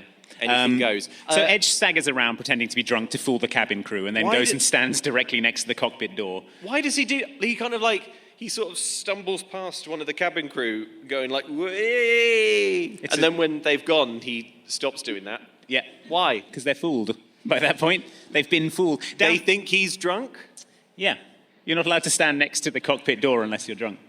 Right, so they'll be like, this guy just seems to be sort of going closer to the cockpit, but it's okay, he's wasted. He couldn't beat up the pilots because he's drunk. Oh, yeah, he'd just be like, "Hey, lads. So easily kill him. Downstairs, Isabella Voltaic is trying to find the server room. Can we downstairs? Downstairs? Yeah, you saw on the blueprint. There was the cargo hold downstairs. Great big flights of stairs down to the. I don't think a cargo hold is like. It's got like 4 feet of clearance above her head. It's like. Anyway. So she's downstairs. She retrieves a bag. She's then confronted by the right-hand man of... mustache. Yeah, the mustache guy. Yeah. You're not supposed to be down here, she says. Rules were meant to be f***ed, says Andrew Lawrence in a copy of Final Draft, trying to imagine how the right-hand man of an arms dealer would talk. You want to get f***ed, he adds. She removes the cigarette from his mouth and takes a drag and then drops it on the floor, even though it's lit. She says, "You're going to have to leave or else I'll be forced to tell security." But instead of saying, "You're going to have to leave or I'll be forced to tell security," she says, "You're going to have to leave or I'll be forced to tell security." Like inches from his mouth. So he asks her what's in the bag. She says, "Employees only," and leaves. But he's suspicious and even hornier than before. A dangerous combination. Yeah. Upstairs in the casino, a red cloth is placed over the card table, and everybody walks in wearing plastic ponchos to protect from blood spray, which is pretty choice. We have a game of Russian roulette featuring undefeated champion Mr. J.R. Crockett. I mean, there's no other kind of alive Russian roulette player, is there? That is a very, very good point. So, also, the movie never, ever thinks it's important to address the firing of a gun in the plane. It will assume, it doesn't matter if you win Russian roulette, the plane will depressurize and you'll all be sucked out. Yeah. But anyway, so J.R. Crockett has a bit of a monologue about how he can't be beaten at Russian roulette. Doubt. The bets are placed. There are 20-1 odds on J.R. Crockett, which is wild. Yeah. 20-1 odds. Because he hasn't lost before. Yeah, so he's good at it. No, he's good at it. No one on this plane understands betting. How did they become criminal billionaires? How did they become a money plane? Yeah. So they're offered blindfolds. Trey, a.k.a. McGillicuddy, nervously takes his and is told that he'll be playing first. And then J.R. Crockett says, "Where are my manners? I'll go first." In his Yosemite Sam cosplay. Yeah. Trey is like, "Oh, you go first. Yeah, brilliant," and scoots the gun over to him. I guess forgetting that in Russian roulette, it's better to go first, right? Yeah, you think, right? Yeah. Unless the bullet is in the first chamber. Yes. Yeah. Sure. And what are the odds of that? 20-1? Something like that. That's what the odds stand at, so probably. So the bookkeeper isn't happy with this. The bookkeeper says, "As returning champion, you've earned the right to play second without even a flip of the coin." Mm-hmm. I don't know why the bookkeeper is being such... He's really adamant about this. He's being such a rules nerd, even though he's in charge of the money plane, which is about alligator intercourse and anything goes. Yeah, and stuff. you're f***ing that alligator wrong. Yeah. Sorry, as the defending champion of alligator, you've earned the right to play second. So then it's like, "Oh, so you have to play first." "No, I'm good. You go. And they just sort of push the gun back and forth. I guess it's like a sort of comic beat. Anyway, this happens. Rules are rules. But the man wants to go first. Let the man go first. The man is just offering a kind gesture. The rules of the game are clear. I want to see the book. I am the book. Oh, goddammit, give me the fucking gun! I can't lose! For the benefit of audio listeners, J.R. Crockett has just shot himself by accident, I guess, in Russian roulette. Yep. And his 2 legs are sticking upright and shaking a bit like a rattlesnake's. What you can't see is off screen, he is being by an alligator. That does look plausibly like what could be happening there, doesn't it? So yeah, what's with that? There's quite a lot of violence in this movie. It mostly has a sort of kind of edgy nastiness to it, except for this one death, which is this sort of Looney Tunes ass. Yeah, you'll notice the music was a sort of fun, upbeat, blam in the head. And then his legs are sort of stuck up in the air, like making a rattlesnake noise. Yeah. Why, though? What an interesting choice to have made. Moving on. So Edge is waiting outside the cockpit. Isabella turns up. She hands him the bag that she retrieved from the cargo hold. It contains the vital technology required for the heist, a roll of duct tape. Yeah. She has also a meal for the pilot. Edge knocks on the door. The pilot looks through the little peephole, and he sees Isabella holding the tray. And he's like, lovely lunch. I'll open the door now. He does, and then Edge punches him hard in the face. Well, the pilot opens the door and goes, babe. Like, the pilot opens the door already horny. Well, yeah, that's sort of default for anyone on the money plane. Yeah, and then Edge is like, pow. Also, just before this, she took her shoes off because she says they're uncomfortable. But later, she has them on again, and it's never going to be mentioned. It's a mystery of the money plane. The mystery of the money plane. I don't understand. But if real cabin crew can wear heels to fly a plane full of stag doos to Ibiza, Isabella can wear them to steal $1 billion in crypto. I'm sorry. Yeah, then that's fair enough. Just wear the shoe. Oh, this is another example. Like, they're doing the heist, and she's like, I might take my shoes off. They're a bit uncomfortable. It's like, you're supposed to be... You're mid-heist. You're mid-heist. The heist is happening now. You're mid-heist. What if the heist goes wrong? Because Joey Lawrence is like, why the have you taken off your shoes? So he punches the pilot. The pilot is knocked out instantly, and he's like, great, plan going perfectly. Killing the pilot's brilliant. Isabella drags him off and puts him down the toilet. Yeah, she puts him into a hitherto unseen room. Yeah. A corpse room. Yeah, a corpse room, and he's like, great, no problem, now to go into the cockpit. He walks in, and then there's a giant man sat in the other seat, and he's like, oh, yeah, planes have co-pilots.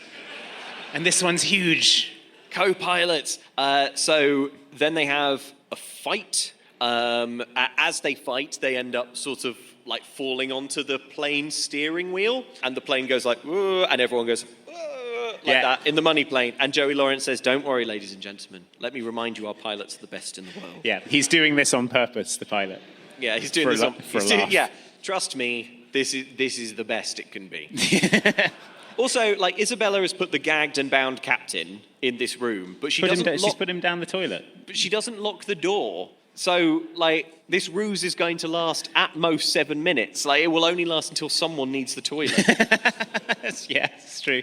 So, yeah, the plane is lurching around. Edge strangles the co-pilot with his own headset and then breaks his neck with a big crunch, murdering this pilot who was just doing his job. Good stuff from our hero. The only remaining qualified pilot, except, I guess, Joey Lawrence. Is that why they mentioned it? So that we, the audience, know... Someone can land the money plane when Edge, our hero, kills all the pilots. Yeah. I guess. I don't know. Or maybe Joey Lawrence insisted. Maybe he was like, I want to be a pilot. Mention that, yeah. I want to be a pilot. Like, the only role we've got. Joey, stop spoiling my movie. Joey, the thing is that if we cast you as the pilot, you're going to have to plausibly fist fight the wrestler Edge. What's the problem? Not a problem. I'll do it easily. I'll do all my moves on him. Yeah. Like, okay, Joey, well, let's just say you're a pilot. That's fine. So Edge brings the plane under control. He's apparently an expert pilot. It levels out smoothly. He starts to talk to Trey on his earpiece, but then the co-pilot stands up again, and they have a fight again. Luckily, and then he kills him again. Edge finds the courage to elbow him twice in the penis and 1,000,000 times in the face until he's dead for real.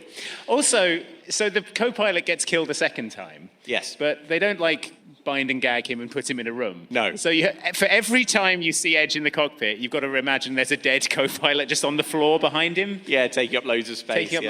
And decomposing and stuff. The thing is, though, you've got to make the most of this Edge, like, doing some action and having a fight, because then he sits down, at the controls, and he doesn't move from there for the rest of the movie.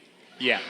Even though this is an action film, and even though he's a real pro wrestler in real life, and he's a big, strong guy, and it's cool when he punches stuff, we're not even halfway through, and I swear he's not going to get up from this seat. Yeah. until he gets off the plane. This is, in fact, the exact halfway point of the movie. But Edge is also 6'4" tall, and if he's in the cockpit, it means he can sit down. Whereas in the money plane, he can't sort of comfortably stand up in any of the rooms. Yeah, so he can stop doing this. In the cockpit, he's filmable. So, I think they've had to sort of work backwards from this filming issue with Edge's large size. Exactly. Yeah, so he produces a laptop and he gets on the comms. We have control of the cockpit, he tells his team. The cargo hold is strange, Isabella reports over the radio. It was glowing and the door was cold. Server room, says Trey, putting it all together. Putting it together that the only remaining space on the plane probably contains what they're looking for. The big glowing room. Yeah. We cut to Iggy on the ground. He's in like a sort of gravel field. Yep. How would you describe where Iggy is? It looks like a sort of paintball arena, I think. Yeah. Or maybe a sort of motocross track. Yeah. He set up like some satellite dishes and a desk and some other machines. He tells Edge on comms, we should be up and running shortly, but he's sat down and he doesn't want to do anymore. So Edge tells him on the radio, can you finish setting it up? And Iggy says, okay, I'll do it now. And that's the end of the scene. Again, a very work-shy crew, this. Yeah. And that is, in fact, the halfway point. I think we should interval. I think we should interval. Need a drink. I think we should go out on the great scene of Andrew Lawrence sitting in a field not doing anything. So at this point, almost all the main characters have sat down. and they're not getting up. Yeah. So join us for part 2, when we will see where all this sitting down leads them. Wrestler Edge is about to make about 20 phone calls in quick successions, and you're not gonna want to miss it. All right. Luke, I'm on board the money plane. I've managed to make it to the server room. Okay. And I'm ready to transfer all of this $1 billion worth of crypto to Andrew Lawrence in the ground. But I'm worried that attackers could steal my data as I transfer it. Is that a thing I need to worry about in our heist crew? Yes, it would be if you hadn't installed NordVPN, but I know that you remembered to do that, so it won't be a problem. NordVPN is a virtual private network. It's one of many that are available, but NordVPN, we believe, is the best one of all.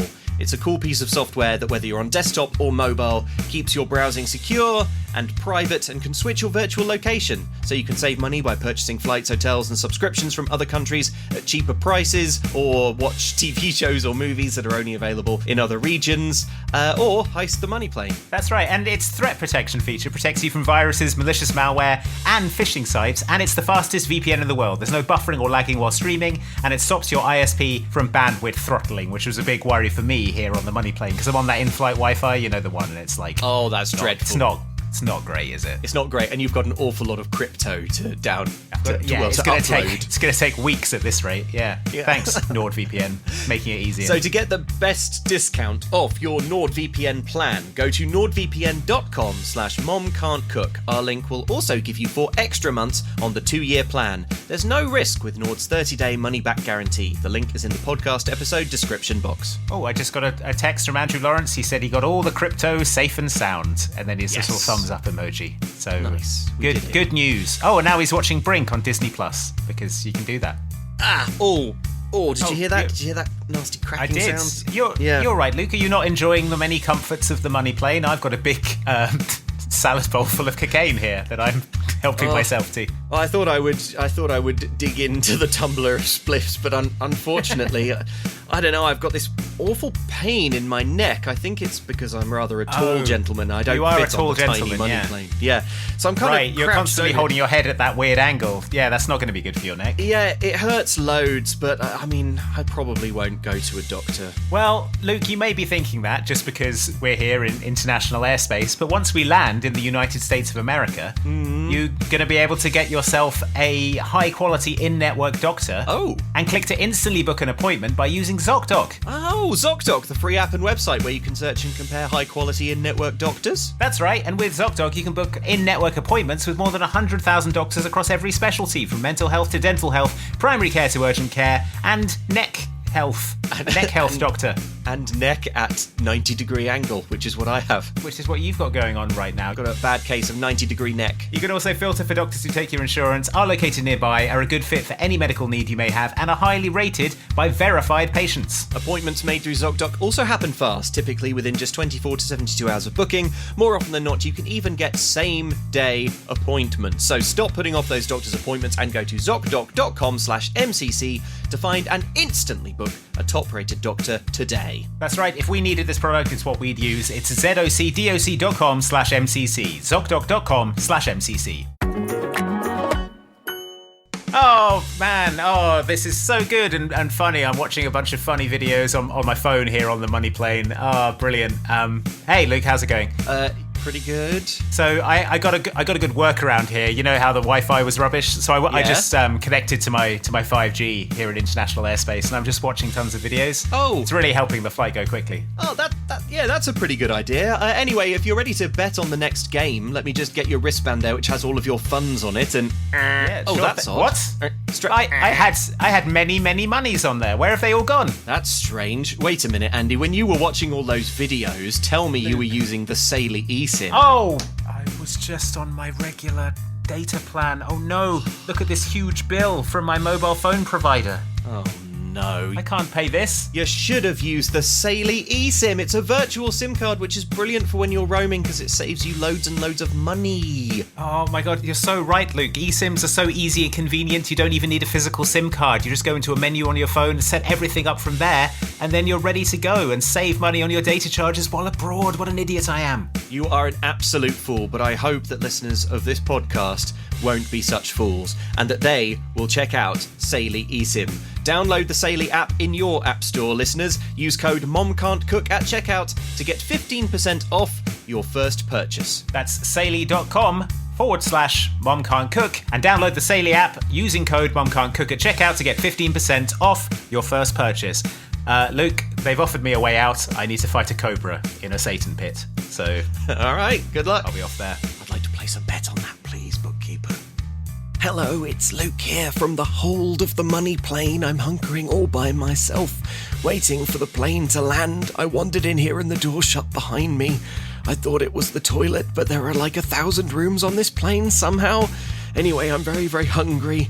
I'm dreaming of getting back down to the planet Earth. And why? Because there in my kitchen, I'll tell you what's waiting for me. It's Green Chef meals. I'm really missing my Green Chef meals because they help me create healthy meal habits that last. Green Chef makes it easy to spend less time in the kitchen and more time enjoying summer. And with their new Heat and Eat meals, you can enjoy a delicious, wholesome meal in just 3 minutes. I feel a very long way from my sweet Green Chef meals up here on the money plane.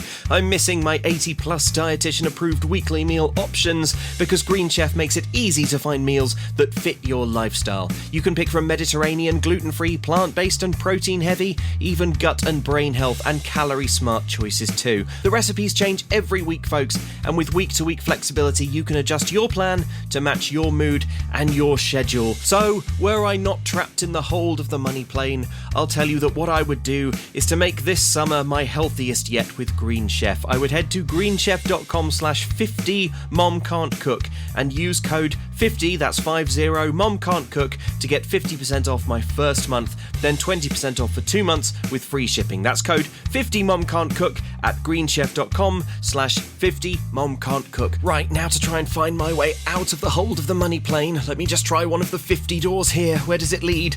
A sauna. That's no help. I'm gonna be here sometime.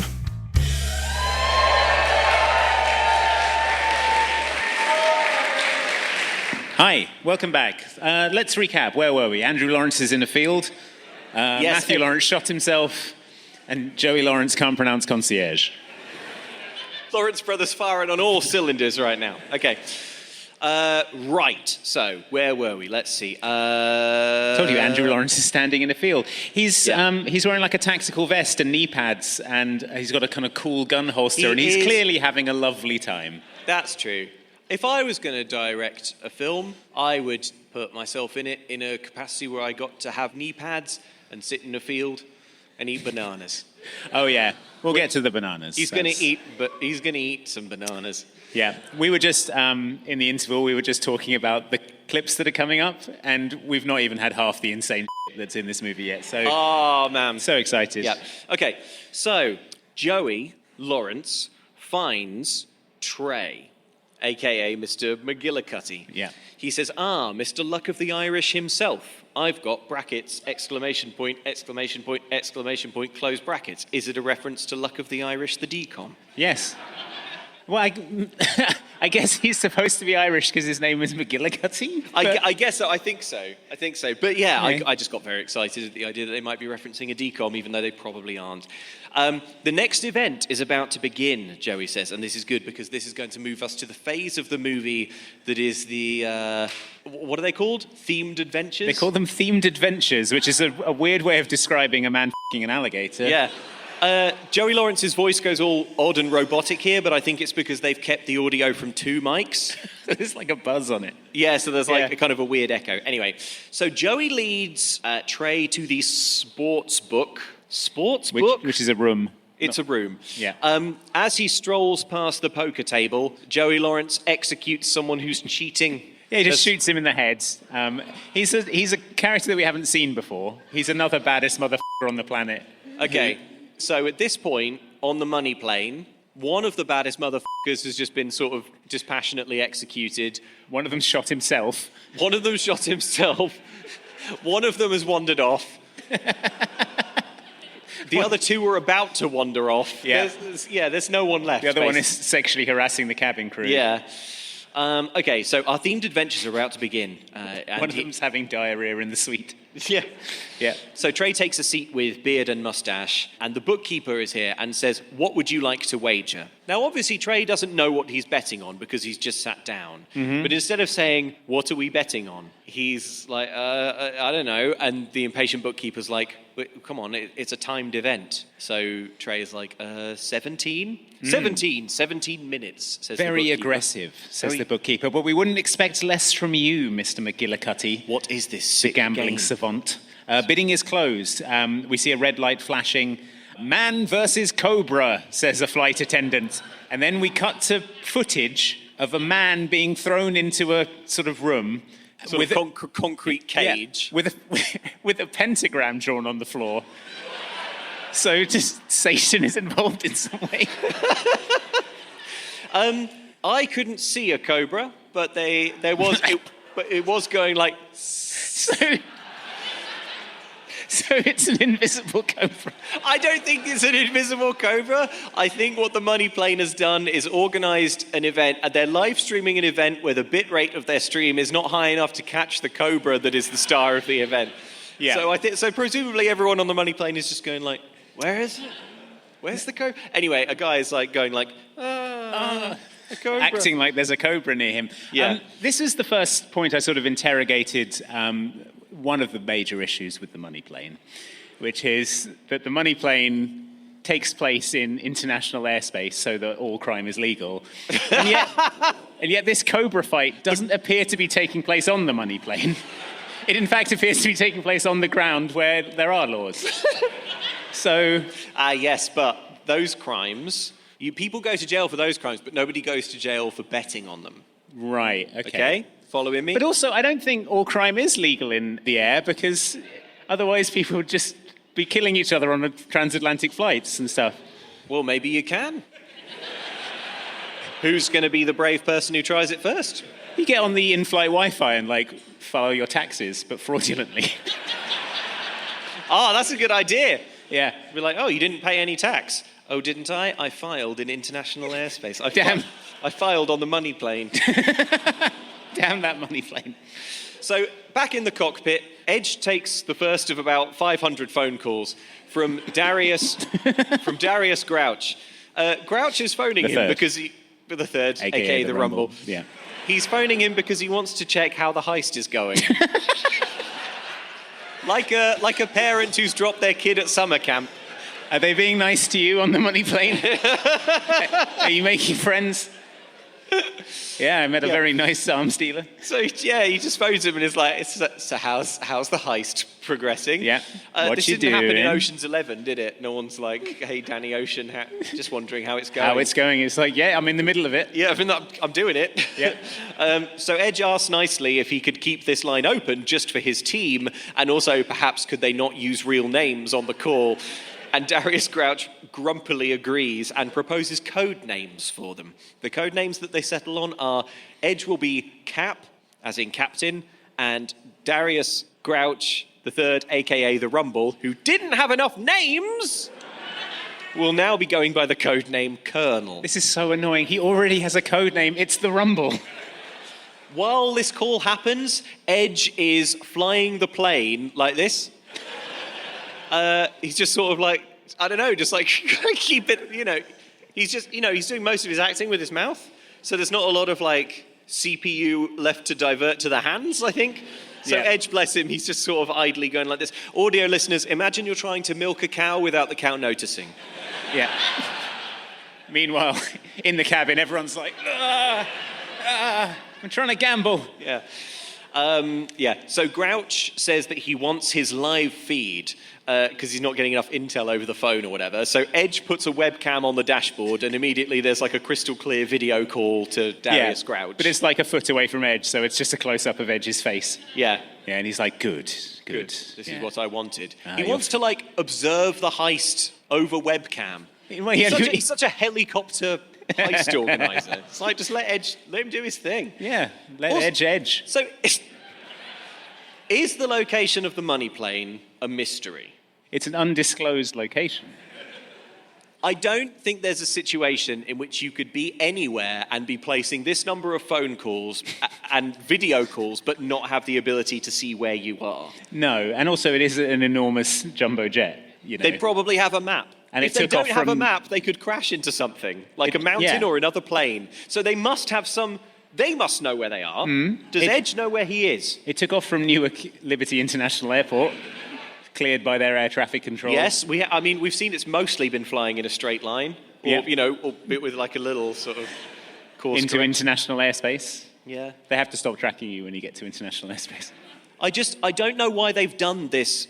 The money plane is an undisclosed location, mysterious, where is it, international airspace thing, because it just doesn't make sense. It wouldn't work. They must know where it is. It must be discoverable. Edge must know where he is in the world. He's about to beam a load of crypto down to Andrew Lawrence on the ground. Surely you have to know where he is. We don't know that he's flying horizontally. Aha! If you were to rotate your television, perhaps they're just going straight up. It could be. And so they know where he is, but he's too high. Andrew Lawrence is like, I intended it to be watched in portrait. It's the first action film for the TikTok generation. We've all been watching it wrong. It's supposed to... Yeah, okay. So, cut back to Man versus Cobra. In the Satan snake pit. Yeah, in the Satan snake pit. The man is on the floor going, presumably having been bitten by a cobra. A cobra that we can't see. We see him twitching and frothing, and a crew member declares 16 minutes, which means that Trey is closest to the winning amount of time it took for the man to die by cobra, and wins. So they just sat there for 16 minutes watching a man die of cobra venom. Now, I'm not criticising that from a moral point of view, but I am criticising it from a sort of themed adventure point of view. This is like if you bought the Squid Game VIP package from Jet2 Holidays. It's like... And you were expecting a series of deadly games, and then it was like, okay, well, here's a concrete room with a man in it. Yeah, we've got Legion J in a tracksuit. Someone's going to walk in and hit him with a baseball bat. Okay, and then what? He'll have to make a sort of decision of... No, it seems he's died of it. Okay, well, I suppose it did kill 16 minutes, bringing us to nearly 10 a.m. I guess I'll go to this fruit bowl of cocaine, I guess. What a life I lead as this elite criminal, baddest mother-effer on the planet. So, Isabella continues to search the plane. Yeah. She finds Matthew Lawrence's cowboy body covered with the blanket in the cargo hold, and the music goes... because he's a cowboy. Just introduce another room, just like that. Who cares? It's time for the next themed adventure. There is a live feed of two men sat at a table in a room. The crew member reads off increasingly high numbers. Of like dollar amounts, I think. Dollar amounts up to $200,000. But She no goes- one on the plane is saying anything or moving their wristbands. I don't know how these bets are being placed. Yeah. She gets to $200,000 while she's counting, and then on the feed at this, one of the men stands up, slowly gets an axe out of a cupboard, and then cuts the other man's arm off. And the bookkeeper goes, "Oh, brilliant! The winners are Ms. Yamata and Mr. McGillicuddy." Winners?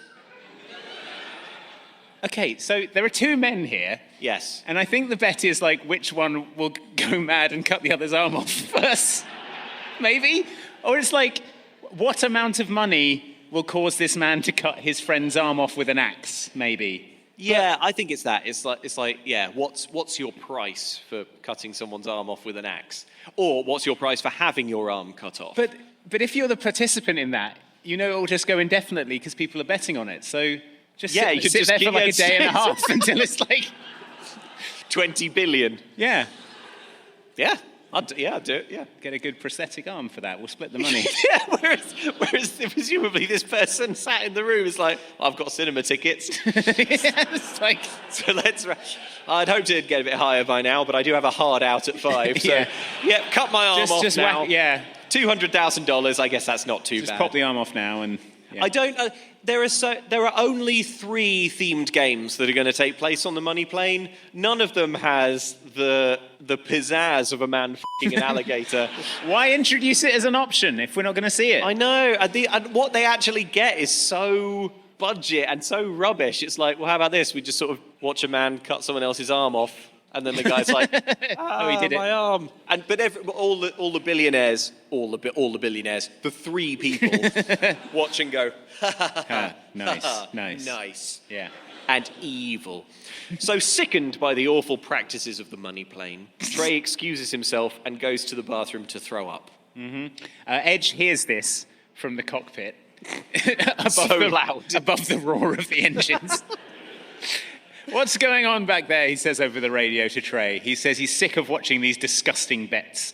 He's like, stop messing around throwing up and go to the server room and hack the damn server. We cut to Andrew Lawrence in a field. He set up a sort of old TV aerial to receive crypto. He thumps his gear and he gets a green light, so they're good to go. He has a bunch of bananas on his desk in case he gets hungry during the heist. I don't know. So anyway, the third themed adventure is about to begin. We will show you the themed adventure, and this clip is also going to show you the way that Andrew Lawrence eats a banana. Bets are closed. Hope you're okay with extreme In violence. 5, 4, 3, 2.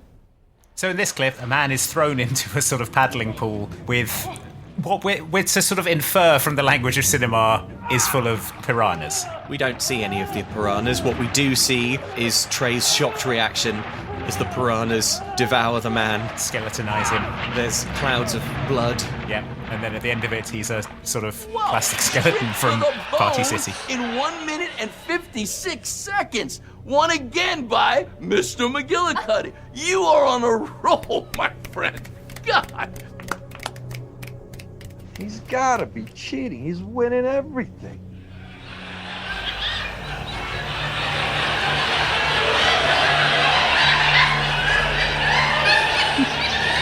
What the hell was that? It's like the Spec Ops tactical way to eat a banana. You can't be snuck up on while you're doing it that way. Well, I suppose if you throw the peel behind you, you've laid a trap for any enemies behind you. Yeah, like a claymore. Okay, so considering there's so much to discuss here. Yeah. Considering that we saw Trey enter the room after the announcement that bets were closed, I don't know how he won. Secondly, the fact that there's a man in the pool and then he's suddenly replaced with a plastic skeleton from Party City. It's pretty good. It's pretty good. Also, just the spooky zombie. Just like the baddest MFs with their sort of limitless crypto, and they're watching a sort of man being thrown into a paddling pool that is like lined with bin bags. It's It's like piranhas eat him. How long to strip it to the bone? What does that mean? What's to the bone? There's loads of skin left. You can see it. He's got an eye left. He's got an eye. He's got a whole eye left. If I was one of the other participants on I the don't think money, that counts as to the bone. no way. Keep it Definitely. going. Keep it going. Mr. McGillicuddy didn't even bet. How's he won? It's fair enough from the arms dealer going, he's got to be cheating because he didn't even place a bet and he won. He's gone up. What he's done is he's gone to the other room, vomited so loudly everyone can hear, and then come back in after bets have closed. Then they do the piranha killing. He's and then announced as the winner. Mr. McGillicuddy won. Yeah, and then he vomits everywhere. Vomits with victory. They should bet on how Andrew Lawrence will eat a banana. Normal or weird. I would not take that bet. Okay, so we get a montage. It's dangerous though, isn't it, eating a banana? You've got to do it in a cool way, otherwise people will think you're weird. Well, I suppose the workaround would be to not have your character have a huge bunch of bananas on his desk and methodically eat every single one of them. banana. Was there banana sponsorship? Were they required to have the banana eaten on the camera? The Chiquita Banana Company was like, we've got to get in on this money plane. I think that would be a pretty good wager. It's like, okay, Mr. McGillicuddy, Andrew Lawrence is going to eat a banana, regular or weird. Yeah. Oh, weird. Mr. McGillicuddy wins again. And everyone watching is like, oh, how is he doing it? Yeah. So we get a montage of Andrew Lawrence's character being bored. We see him put a knife in his banana. It's a different banana. Euphemism. He really this does job do that. sucks, he pouts, bored of having to wait any amount of time to receive over $1 billion in crypto. Yeah, he It's reloads his boring. gun in a cool way. Yeah. Meanwhile, Isabella is sleuthing. Yeah, so she's wandering around the plane, sort of seemingly at random, opening doors and looking in them. There are not that many doors, Isabella. Unfortunately, she runs across the money plane's one security man. What are you doing, he says, and he goes to use the radio. So Isabella calls Edge and says, block all communications. And he says, can do. And then starts playing sort of southern rock music over the money plane speakers. And everyone's like, cool. Yeah, we see Mustache Guy be like, Nice. rock and roll music. Nice. The kind of music I like. No one thinks it's suspicious that all of a sudden the pilots have started playing like middle of the road rock music over the speakers. This is another opportunity for Isabella, Voltaic, the character, to have a sort of fight scene where she starts off trying to seduce the man, gives up halfway through, and then just maims him horribly. In this instance, she sort of starts off giving the guy a lap dance, throws her shoes at him, kicks him in the head, and then pulls his ears off. And I'm not making that up. She pulls his ears off his head. She does. Yeah, she pulls both his ears off. And then murders him with a fire extinguisher. Yeah, brains him with the fire extinguisher. It is kind of funny though, because at first she's like, "How about this?" and starts doing like body rolls on some cargo netting. Yeah. And he's like, "Well, now let's stop the fight and enjoy this." And then she's like, "Psych, here, taking your ears off." I'll have your ears off like that. It's fine though, because even though these are our heroes and they're doing these awful acts of terrible violence, do you remember the story that Edge read to his daughter at the start, where she was like, "Daddy, is it wrong to pull off someone's ears?" And he said, "Well, no, not if they're bad people." Not if they're bad people. Yeah. What if I then brain them with a fire extinguisher? If they're bad people. If they're bad people, it's fine. Bad people. So when the guy's dead, Isabella regards the locked door that he was guarding. There's a panel on it. It looks kind of like a hotel safe. Looks biometric. I can still crack it, but I'm going to need more time, she says.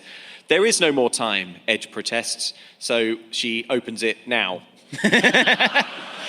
Yeah, it's biometric, so she puts the dead guard's hand on it and it goes bing and opens up and she's like, "Jackpot, boys." Mm-hmm. The door swings open to reveal gigantic bales of cold, hard cash. Why is there cash on the money plane? It's obviously not going to get used. The money plane has gone digital. It's a cashless system. The alligator is cash only. It's a tax thing, I think. So Isabella says that she's going to need help packing up this money. Mm-hmm. So Edge commands Trey over the radio to go and help. He says that he's busy keeping a low profile. Then 3 women and 1 man emerge from a side hatch going, and they're holding vodka shots. And then Trey runs away from them by going through, you guessed it, a curtain. To an infinite void beyond. That's the end of the scene. Yep. Edge doesn't join them for the exciting heist. He remains in the cockpit. But he does take another phone call. Yeah. This time it's Harry. It's Thomas Jane on the phone. Anyone can phone. Edge is just anyone can phone Edge on the money plane. Anyone can reach him. It's a public service. Give me a bell. Yeah. Call me on the money plane. Call me on the money plane. Those late night adverts. yeah. Lonely? Why not call Edge on the money plane?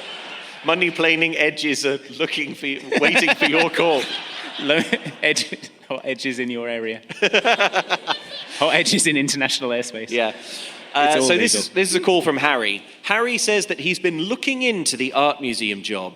The disturbing duckling painting, which is the painting that Edge was tasked with stealing initially. Yeah.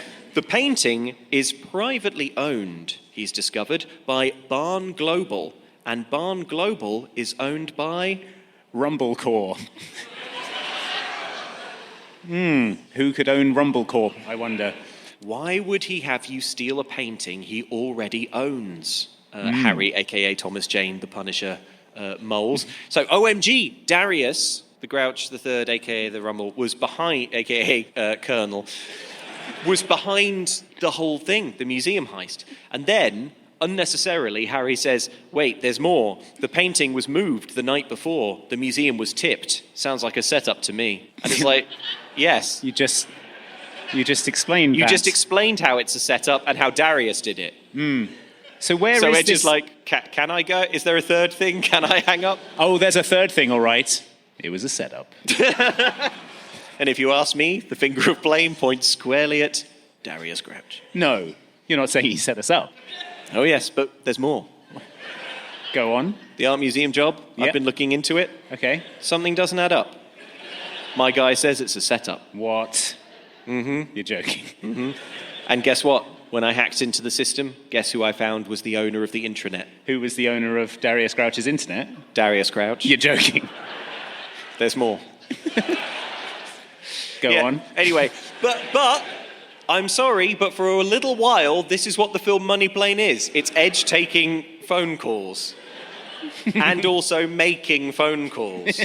From the money plane. Yeah. So he tells Edge that the real painting is currently on display in a museum in Rome.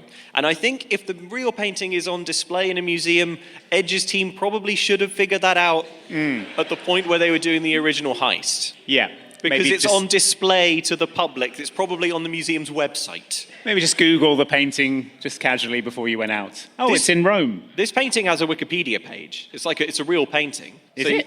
Yeah. Oh. It's called I think it's called the Snuggly Duckling. Or... It's called the Disquieting Duckling. Okay. And for some reason, you get to see the painting later, but it's not like the actual painting. But okay, so the actual painting, I think it was done in like the 50s, and it's a very sort of twee kind of like cottagecore landscape, but over it, the artist has controversially and boldly painted a sort of very interpretive modern art, messy kind of duck. It's kind of like a kind of Picasso-y duck. And later, what they've done is they've painted that kind of duck over something different. I wasn't going to mention it because I feel like I don't have like an end to this anecdote. I can only tell you what's happened. I can't think of anything funny to say about why they've done it like that, though. Why would Andrew Lawrence do this? You mean Money Plane? Just generally, yeah. Yeah. Okay, so, yes. So, basically what we learn is that Darius Grouch set up Edge and his crew so that they would be indebted to him so that they would rob the money plane. Now, can you see the problem with this? Is it that he was already in Darius Grouch's debt? Yeah, that's why he stole the painting? Yes, he was already stealing the painting for Darius Grouch. Why the painting was like 60 million. Yeah. And that's what he's got to now go and steal like with it. Yeah, you could have just said like, okay, well here's the job. I bought your debt, now rob the money plane. But instead he had him do this separate additional heist, which he double-crossed him during... Wait, hang on. This makes sense for audio listeners, I'm pushing my fingers into my eyes as hard as I can. Until my vision is just sort of darkness and fireworks.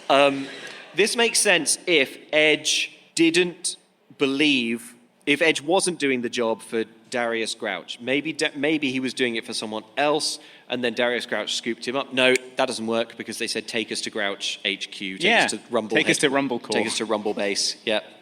Take me to Rumbleville. Okay, no, I'm out of excuses. Good. All right, so... Money plane continues.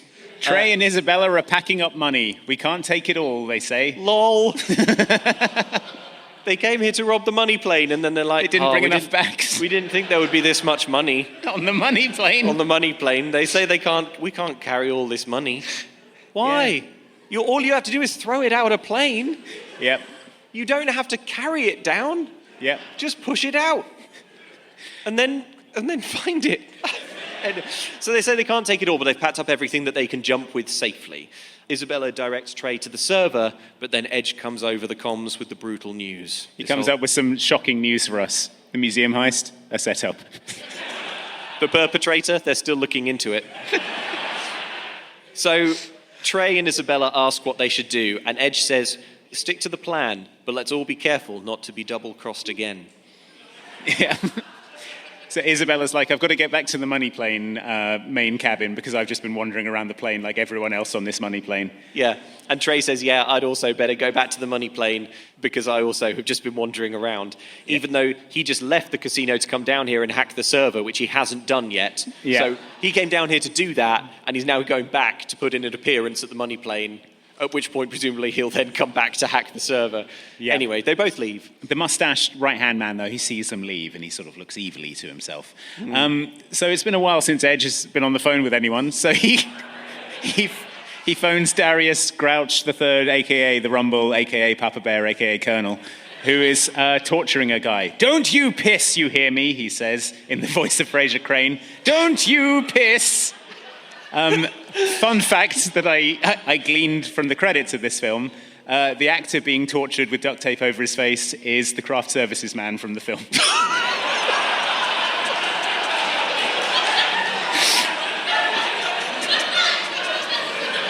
So, it's good. It sounds like a good set. There was a great atmosphere on set, you know. We really became something of a family. Hey, how would you like to be in a movie? They said to the guy handing out hot dogs. Oh, jeez, Mr. Lawrence, I'd love it. What kind of a role have you got for me? Smash cut to Kelsey Grammer is screaming in your face, don't you piss! You hear me? Don't you piss yourself! I'm listening. For piss. I'm pissening. So Edge informs Darius Grouch that they've accessed the vault, but they're still trying to get into the server. Then, fishing for information, he mentions the museum job. He says, hey, Darius Grouch, do you have any leads as to who set us up? Darius Grouch, who obviously did it, as we know at this point, is like, no, we don't know.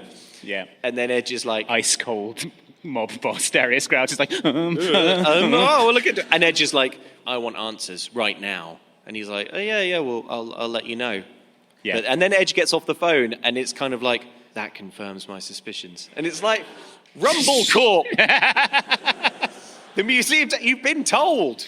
You've just phoned everyone on the heist and said, we've been set up by Darius Grouch. And then he calls Darius Grouch to be like, fishing for intel about the setup. And then he's like, wow, maybe Darius Grouch set us up. And then he phones Thomas Jane. It's like, Tom Jane, he'll never guess. He's like, what? He's like, the museum heist? I think we were set up. My God. But wait, who could have done that? My gut's telling me it was Darius Grouch. Wait, Darius Grouch the second? The third. The third? AKA the Rumble. The Rumble. And that's not the worst of it. The more I think about the museum job, something doesn't smell right. Something was off about the way the painting wasn't there and a load of guards tried to kill us. Something's off about the way that the painting wasn't there and the painting is owned by Darius Grouch. So stupid. So Edge gets back on the phone. This time he phones Harry, who is playing Call of Duty with Edge's daughter. You can't see it's Call of Duty, but it's like they've got headsets and they're going like, like you do when you play COD. Harry tells Edge to trust... Edge is like, something's fishy about this museum. and Harry tells Edge to trust his gut. And Edge declares, that's it, we're moving on to plan B. And Harry stops playing COD and goes and gets his laptop and says, all right, you sons of bitches, let's do it. Yep. So Tom Jane is in play. Trey comes back to the money plane downstairs area. So I guess he went up. Everyone saw him and he was like, okay, that's enough blending in. I'll go back to the server room. He went up and was like, whoa, that's all the diarrhea done. Oh, wait, here's some more. And then went back. He uses his iPhone to make himself a money plane key card and then lets himself into the server room. Yeah, he then hacks the server. But the arms dealer guy sees him do this and he brings his right-hand man. Everyone's just wandering freely around the money. Okay. Are there any baddest motherfuckers left in the casino bit? I think the only way this makes sense is if everyone else on the money plane is also trying to heist the money plane. None of them are actually evil gambling criminals. They're all heist crews. Including, Joey Lawrence. Yeah, Joey Lawrence is in on it. The pilots are in on it. Everyone's in on it. Yeah. Are there any original money plane employees left? Oh, no. No.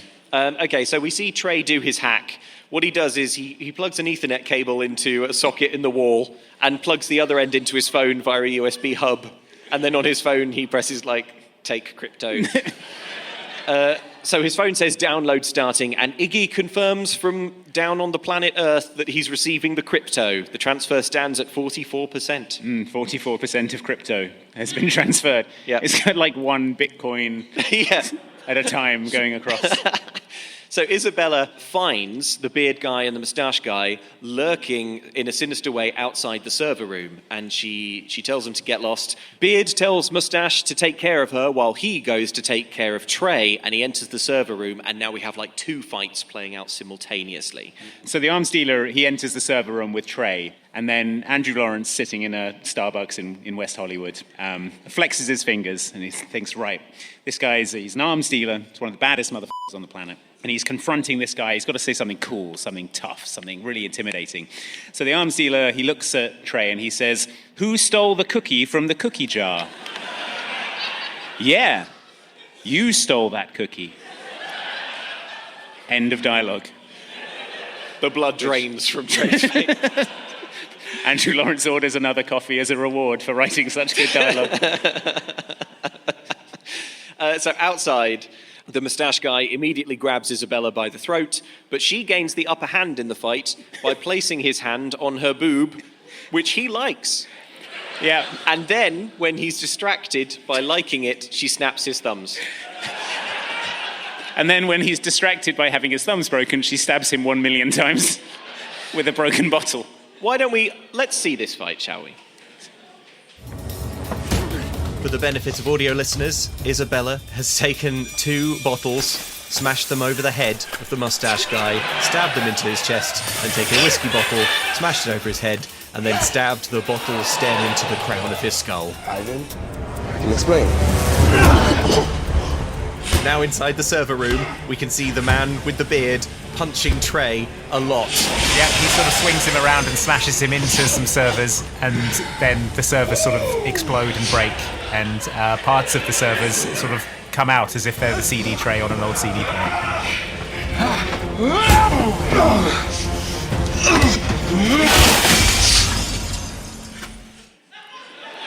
Okay, now, a lot to unpack here. Now, first of all, I can hear some laughing in the room. I think you've spotted something there. Let me just... Oh. So you'll notice that the servers for the money plane appear to be mostly old CD players. And that in the course of this fight, one has to think accidentally, a CD tray has opened, revealing a CD. Computer, can we get a zoom in on that? And now, computer, run comparative analysis.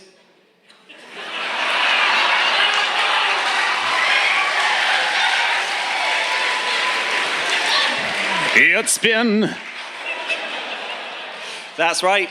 For audio listeners, on the money plane, the servers had a copy of 1996's Stunt by the Bare Naked Ladies. Yeah, that was what was powering the crypto. Yeah, if you go to most crypto farms, there will at the center of it. No one understands why, but you need a copy of Stunt by the Bare Naked Ladies, otherwise the crypto doesn't work. It's just one of those things. Yeah. I don't know, there's not much more to say about this, except the fact that the Money Plane servers are a load of CD players, and the CD player has the Bare Naked Ladies album Stunt in it. And it came out during the fight, and it's in the movie. It's where the baddest motherfuckers on the planet keep their billions of illegal crypto. Yeah. On this CD. The other thing I wanted to point out is that the fighting style of the bodyguard of the arms dealer is standing there looking at his shoes while getting stabbed. Yes, he recently touched a boob, so he's all... He's in a boob trance. He's all over the place. So anyway, as you can see, terrible calamity. The download has stalled at 53%.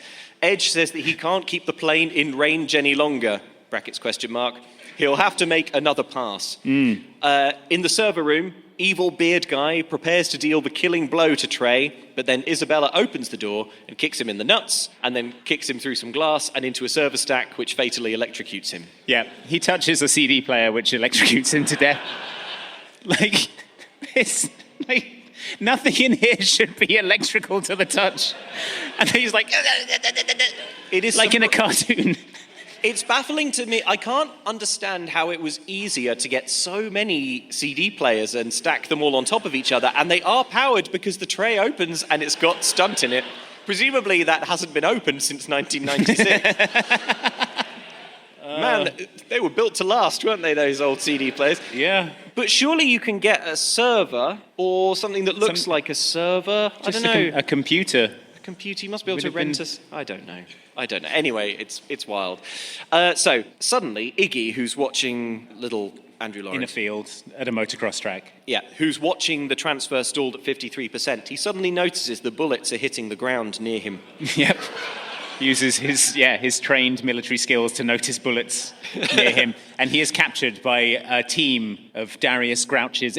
You'll never guess what Darius Grouch is doing. He's double-crossing them, and I know that seems out of character for Darius Grouch, but he's doing it. Iggy gets on the radio and screams, "Abort, abort!" But things are going from bad to worse. The servers on the Money Plane are simply too kicked to work. All the crypto has been electrocuted. The crypto has been kicked. Yeah. The Bare Naked Ladies album has fallen on the floor.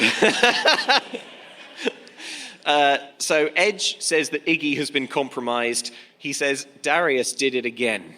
He set us up. No. This is obviously very annoying to Edge because being double-crossed again is specifically what he had hoped to avoid. Yeah. It was like the one thing he asked for. What was the one thing I said to you, team? It was to not get double-crossed by Darius Grouch the third. Keep going with the plan, but be careful not to get double-crossed by Darius again. Oh, you're joking. No. It's like, again? Don't get double-crossed again. And they're like, we won't. And then they text him like, you're going to hate me. Okay, don't be mad, but I was double-crossed by Darius. If you were Darius Emmanuel Grouch III, a.k.a. The Rumble, a.k.a. Papa Bear, a.k.a. Colonel, would you wait to double-cross the team until they had transferred you $1 billion in crypto? Or would you do it sort of mid-transfer? I think I would wait until it was at 53% and then shoot the guy responsible for receiving it on his laptop. So that then my goons could all stand around the laptop going, "Oh, yeah." Anyone know about computers? Some kind of TV antenna. Just wiggle that around. We could try shooting it. It's all these banana peels. Yeah, why don't they hold him at gunpoint and say, continue to receive the crypto? Or just watch him receive the crypto from a nearby field. And then kill him. And then just walk up to him and say, please give me your computer with the crypto on it. Yeah. I'll be killing you now. Received, kill you, take these remaining bananas. Oh no, I slipped on a banana peel. Oh no. Who could put down this devilish trap? Yeah, so the plan now is to reboot the server so it's not kicked anymore, and then download it onto a portable SSD. And they're like, but the concierge will know that we're doing it, and they can trace it back to us. And Edge says, not us. We have a plan B. We cut to Harry, a.k.a. the Punisher. Thomas Jane. He's sat in his comfy chair back on the planet Earth. He takes a big swig of beer. Here comes Harry, he says to his laptop, and he picks up a video game controller, and we see the HUD on his screen as he remote pilots a weaponized drone to Iggy's location. And now, you're hearing the words weaponized drone. And you're probably imagining something quite specific. Now, you see, what that is a handgun duct-taped to a sort of toy drone from Amazon. I don't understand how Harry has got this drone there, because this drone looks like it has about 15 minutes of battery without a gun attached. Unless this is all happening in Edge's back garden, which it might be. Yeah, it might be, yeah. So Harry... He's got a little flying handgun in the field now. It looks like the hardest thing to control. Why doesn't he snipe them? Well, he won't leave. He can't leave the house. It's in his contract. He could. Yeah, he's just got like drones buried every 100 feet all across America. They just burst out of the soil. So he flies the drone over and calmly executes the thugs who are holding Iggy, while Iggy himself retreats to one side of a sizable gravel mound. And this is what's coming up is my favorite kill in the film. So the geography of this is as follows. There's a kind of big, maybe like sort of 12 feet across, kind of like like a little hillock of like roughly packed gravel. Yeah. On the one side is the last remaining bad guy, kind of shooting over the top at little Andrew Lawrence. You know those things from Police Squad where they're like about as far apart as Luke and I are right now, and they're sort of like firing at each other from behind a dustbin. It's basically that. It's like that. But gravel's in the way. Yeah. And also this does take place at night, despite how it looks. It's definitely night. It's definitely nighttime. Yeah, it's definitely nighttime because of the darkness.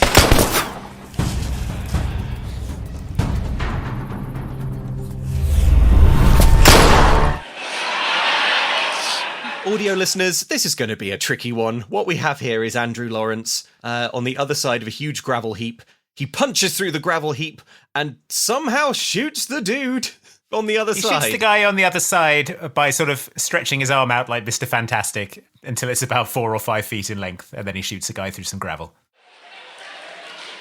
A little behind-the-scenes information.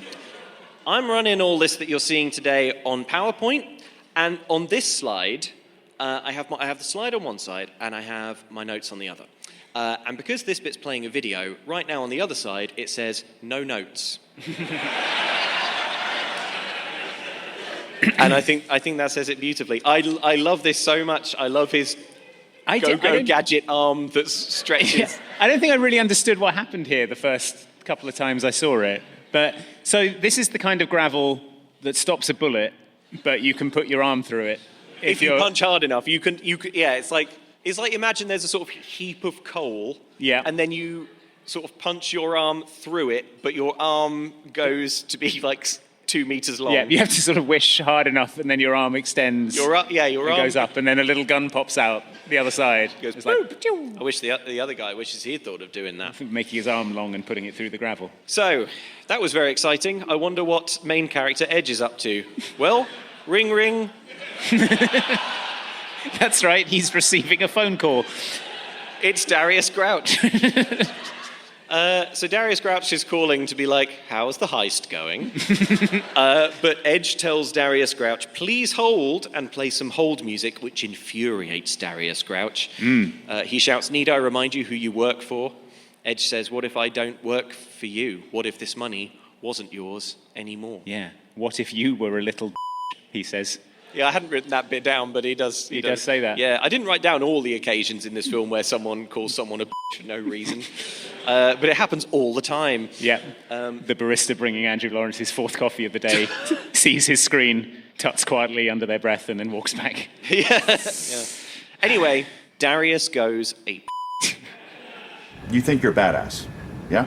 The criminals on this plane would eat you alive. On this plane, you're a dime a dozen, Colonel. I don't give a who's on that plane. I'm the baddest motherfucker on the planet. I am Darius Grouch the Third, the Rumble, and I am taking down the money plane. Now bring me my money. Please hold on. Okay. That final shot there, I think, illustrates really nicely why they had Edge sit down. You see how he's filling the frame and looks extremely uncomfortable. Yeah. Okay, so Darius, Darius has been hung up on. The people on that plane would eat Darius alive. The Yosemite Sam, sort of drunk uncle at a barbecue whose fighting stance is to just stand there and let you stab him 100 times. Yeah, sort of beard guy. Yeah. Who's like, I lost my virginity and sold guns last week. Yeah. Yeah, I would eat Darius Grouch alive. One other guy who was cheating with a card up his sleeve and got shot in the head by Joey Lawrence. All of those would eat Darius Grouch alive. Yeah. So Darius Grouch is furious that he's been hung up on. Time to burn down the village, he says. So it seems like Edge's wife and daughter may be in terrible danger. We cut to Edge's house, where Harry is cooking a single portion of spaghetti bolognese. The last thing he did was kill a load of people with his drone, and then he went to cook spaghetti. Yeah.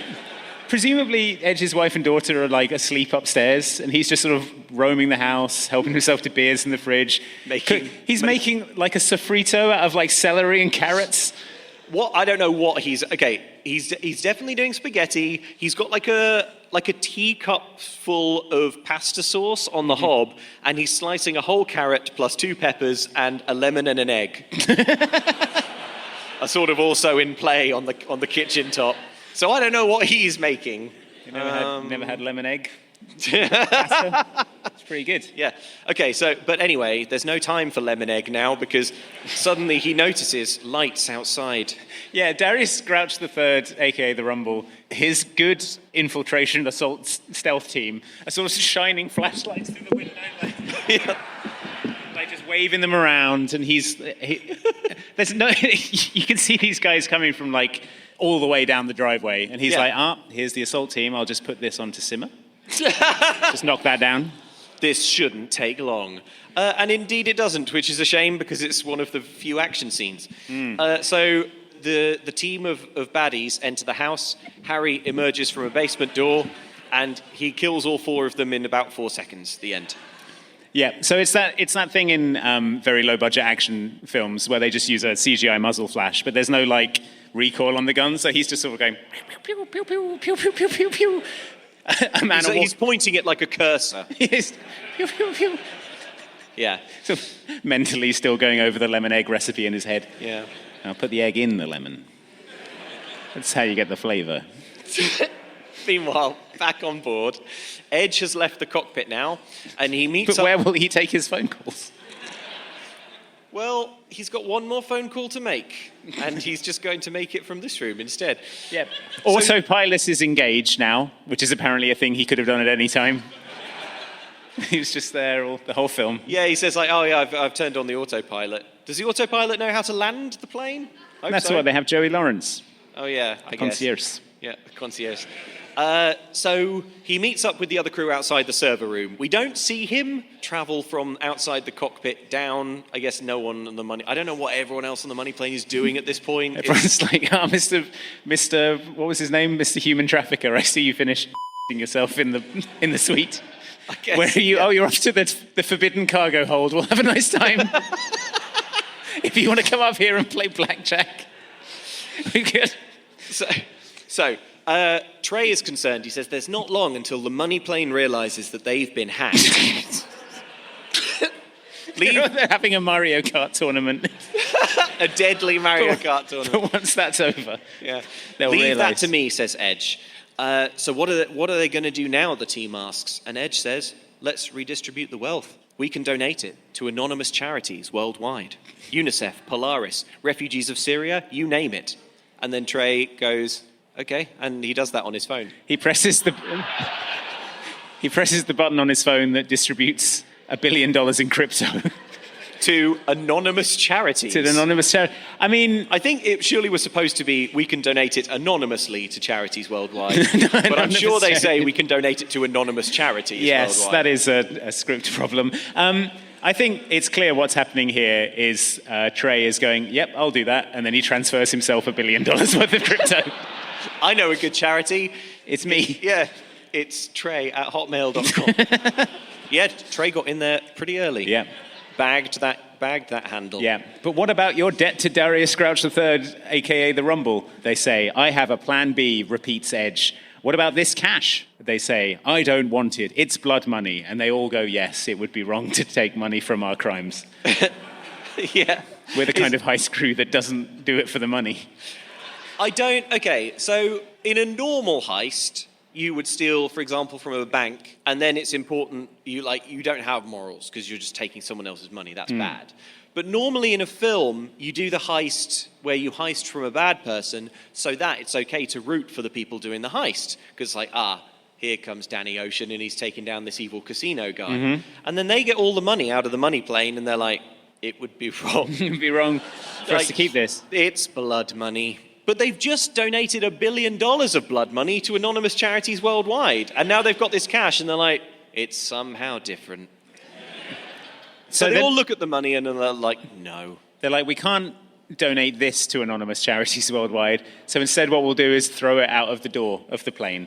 And so it goes in the sea. Yeah, they say we'll redistribute the wealth and they just sort of tip it all out the door.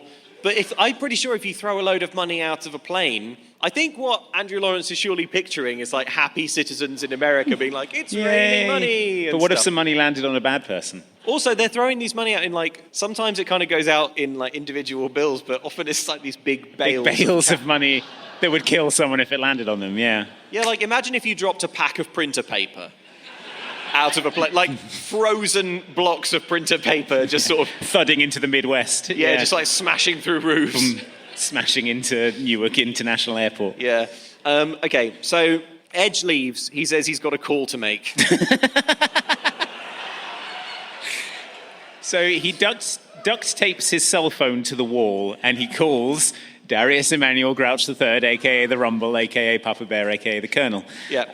I hope you've come to your senses, says Darius. And then Edge restates the heist rules from the start of the film in a nice bit of narrative... symmetry. Symmetry. Yeah. The kind of blah, blah, blah. Any good job has 3 critical parts. A good team, a proper diversion, and we've given all the money to charity. The 3 main things of any good heist. Yeah, basically. And Edge says he realized if there's no Darius, there's no debt. He goes up to then he takes his little radio up to the money plane comms, and this happens. If there's no Darius, there's no debt. Always have a plan B.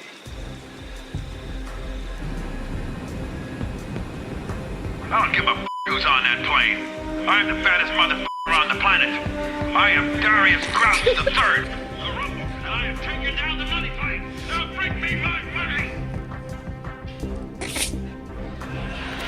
On behalf of the House, I want to assure you that Mr. Grouch's head will be on a platter by the time we land. Okay. So then they all start taking bets on, how long it will take to kill Darius Grouch. So just, from the money plane's perspective, Darius Grouch phoned them. No. From the point of view of the money plane, the tannoy goes off. And Darius Grouch is on it. And a voice says, I'm Darius Grouch. I'm the baddest motherfucker on the planet. I'm taking down the money plane. And they're like, is he on the wing? Time to immediately kill Darius Grouch. Why couldn't Edge have just done this at the start? Got on the tannoy and been like, hello, it's me, Darius Grouch. Yeah, they don't know what Darius Grouch sounds like. No. Yeah. You should, yeah. Just get on the radio and be like, hello, attention, money plane. I'm Darius Grouch, and I think you stink. Bing bong. Attention, everybody on the money plane. This is the owner of the money plane. Please transfer all money to Edge. And they're like, damn, I guess we better do it. Also, Joey Lawrence is weirdly chill about what I would assume is some kind of man in the hold or something. Wouldn't you assume that Darius Grouch is currently on the money plane? Because otherwise, how else is he just sort of on the radio? Well, they dispatch a murder team to his house, so they assume that he's at his house, and he's hacked into the money plane's comms to tell them that he's going to rob them at some unspecified point. And they're like, well, we can't be having that. I guess we'll kill him instead. Anyway, why is their phone so weird and old-timey? Because these are all props from around the house. It's true. And you can imagine a world in which that phone, which is a sort of novelty, old-timey kind of, I don't know what you would call it. Yeah, like a cradle thing. Cradle phone. I can imagine a world in which that makes sense on the money plane, but only if everything else on the money plane looks different. I can imagine a world in which a lava lamp on the money plane makes sense, but only if everything else is different. I can imagine glass patio furniture making sense on the money plane, but only if everything else looks different. Yeah. There is no visual cohesion on the money plane. Money plane. Discuss. So Edge kicks open the door to the plane. Don't think you can do that. No. In the trailer, he kicks it and it goes, boom, money plane. This time he sort of does it and there's kind of no sounds. No sound effects. There aren't very many sounds in this film. Anyway, Darius watches the webcam powerless as all the money is sucked out into the air, and then the crew parachutes out. They sort of all jump out. Darius Grouch is watching all this on a live stream, and he's like, no, his No. head's in his hands. The call disconnects. He looks around him and sighs, and then he goes to try and flip his table. Yes. When he tries to flip his table... Flipping a table is expensive and takes ages to reset, so he doesn't flip his table. But Instead, when he goes to flip it, he notices when his hands are under the table, a huge device. He notices a blinking machine. A big blinking device. It may in fact be the same prop that was under the van. I'm not sure. If he's noticed any MP4s of a full art gallery on his laptop recently, then it could be that. We get a flashback of the earlier scene, and we see Edge surreptitiously place this device under the table. And we're like, that's when he placed the device.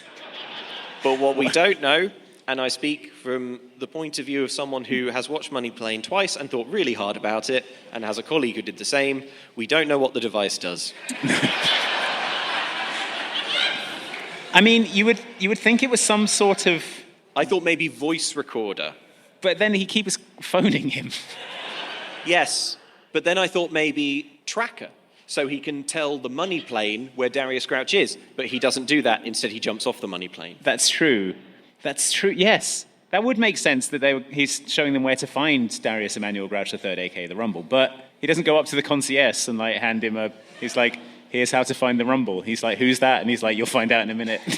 Maybe there was a scene that they cut where he played the message over the radio, and then Edge took it back and did an impression of Darius Grouch and said, and if you want to find where I am, then go to this website. And the website is connected to the tracker. But if he was going to do that, he could just say the address where Darius Grouch lives because he knows where Rumble HQ is. That's true. Maybe there was a deleted scene where it was good. I don't think there were any deleted scenes. I mean, this film is an hour and 19 minutes long, so they really scraped to feature length. His world is in shambles, and one more indignity for Darius Emmanuel Grouch III. His best friend P. Roach comes in and resigns. He says, I'm out, Darius. And then Darius is like, P. Roach. Oh, hold on, P. Roach. Please don't leave. And then he goes and gets a gun, and when P. Roach isn't looking, shoots P. Roach. So P. Roach dies. He then gets a sort of Tommy gun out of those wicker chairs where you can put cushions in so they don't get rained on. Yeah, he's got a Tommy gun in there, and he sort of gets that out, and he's like, right, nice. Now to shoot all my enemies, I guess. Yeah. We get a shot of armed thugs approaching Darius Grouch's compound. Yeah, the money plane assault team. The money plane assault team. And then Darius Grouch, Kelsey Grammer, says, Rumble time, and does this.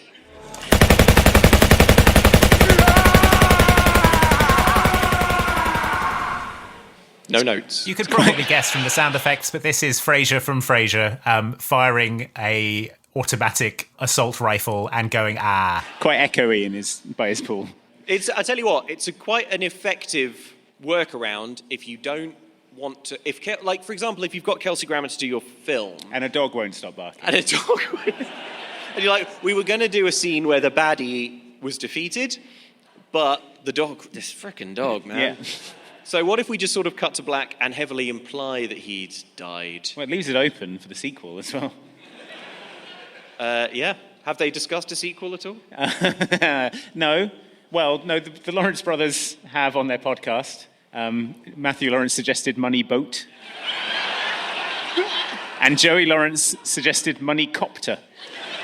No, not smaller. Yeah. Not smaller.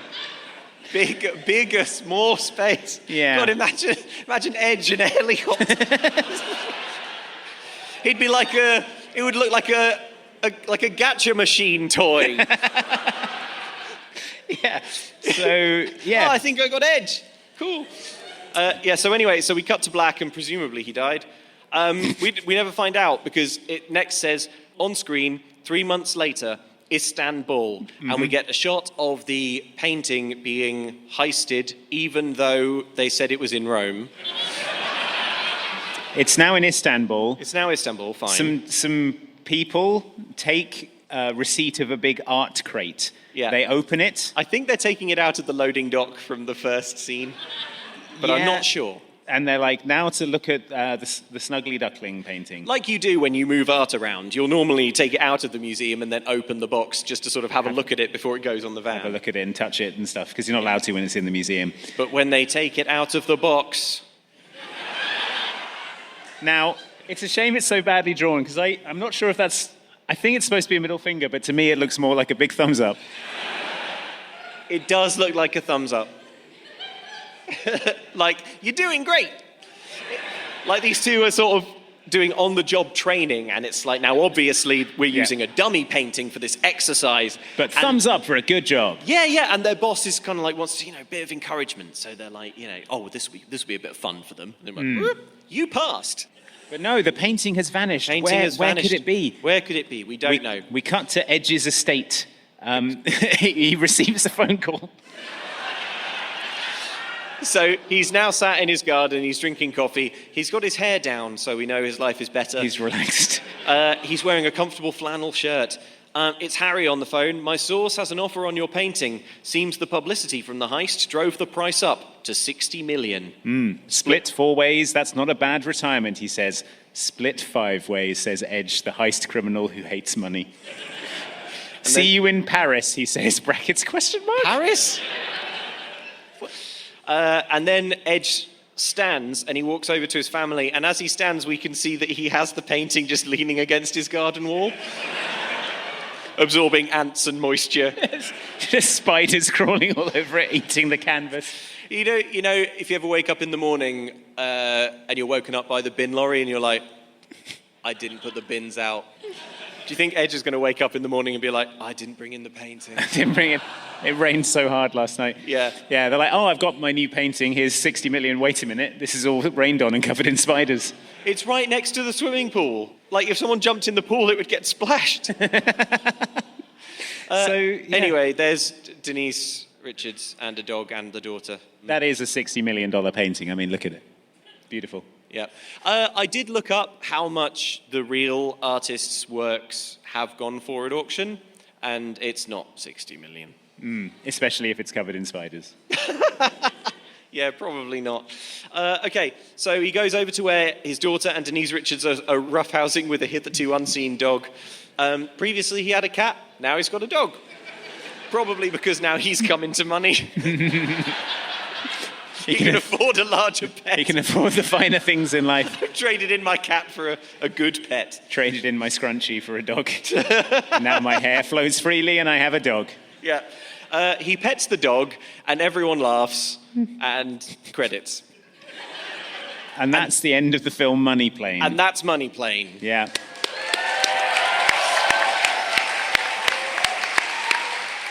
It's been an absolute joy to recap Money Plane with you, folks. Yeah. Any closing thoughts on Money Plane, Luke? I'll say this. According to the Lawrence Brothers podcast, Andrew Lawrence won the right to direct films by winning an arm wrestling match with a movie producer.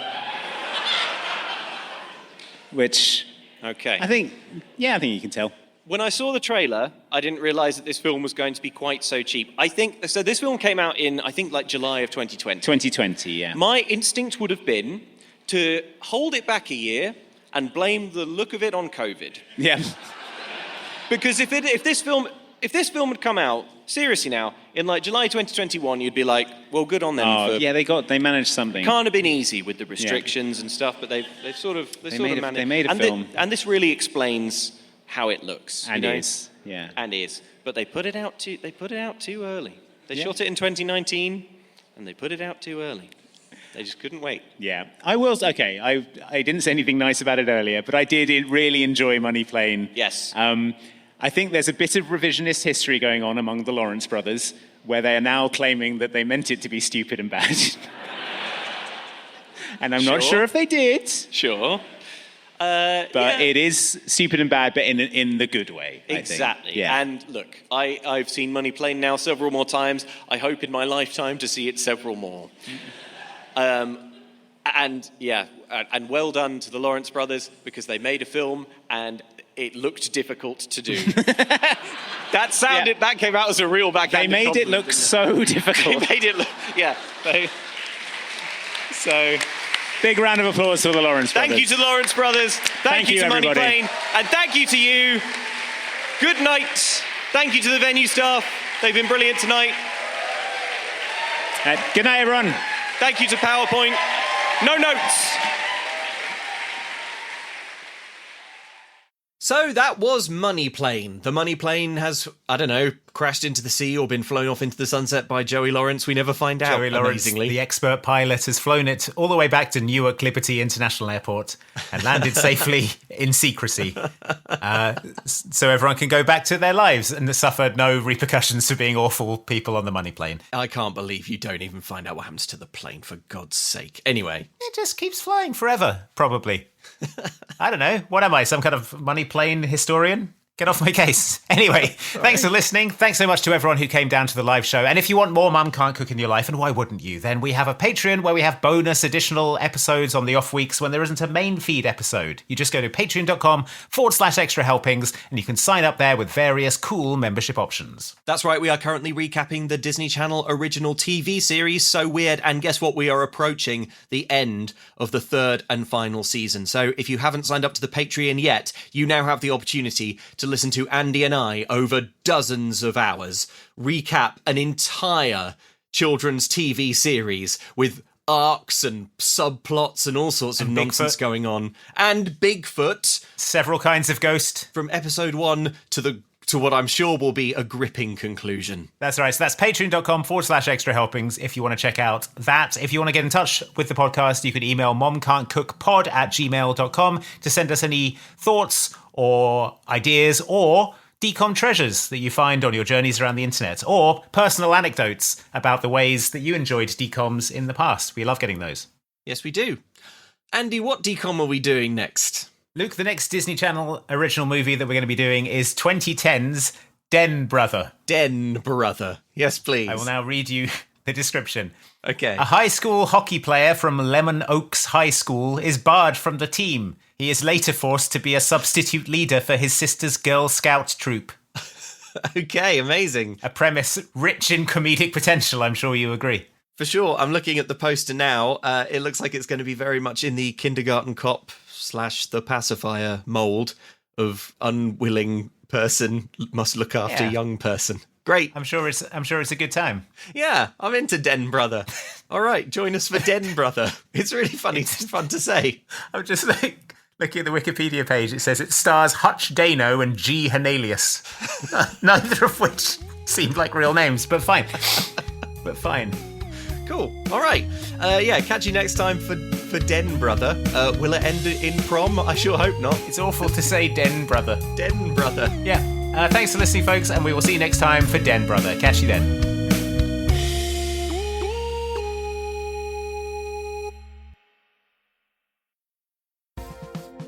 Hey, Luke, thanks so much for getting me this job as a concierge on the Money Plane.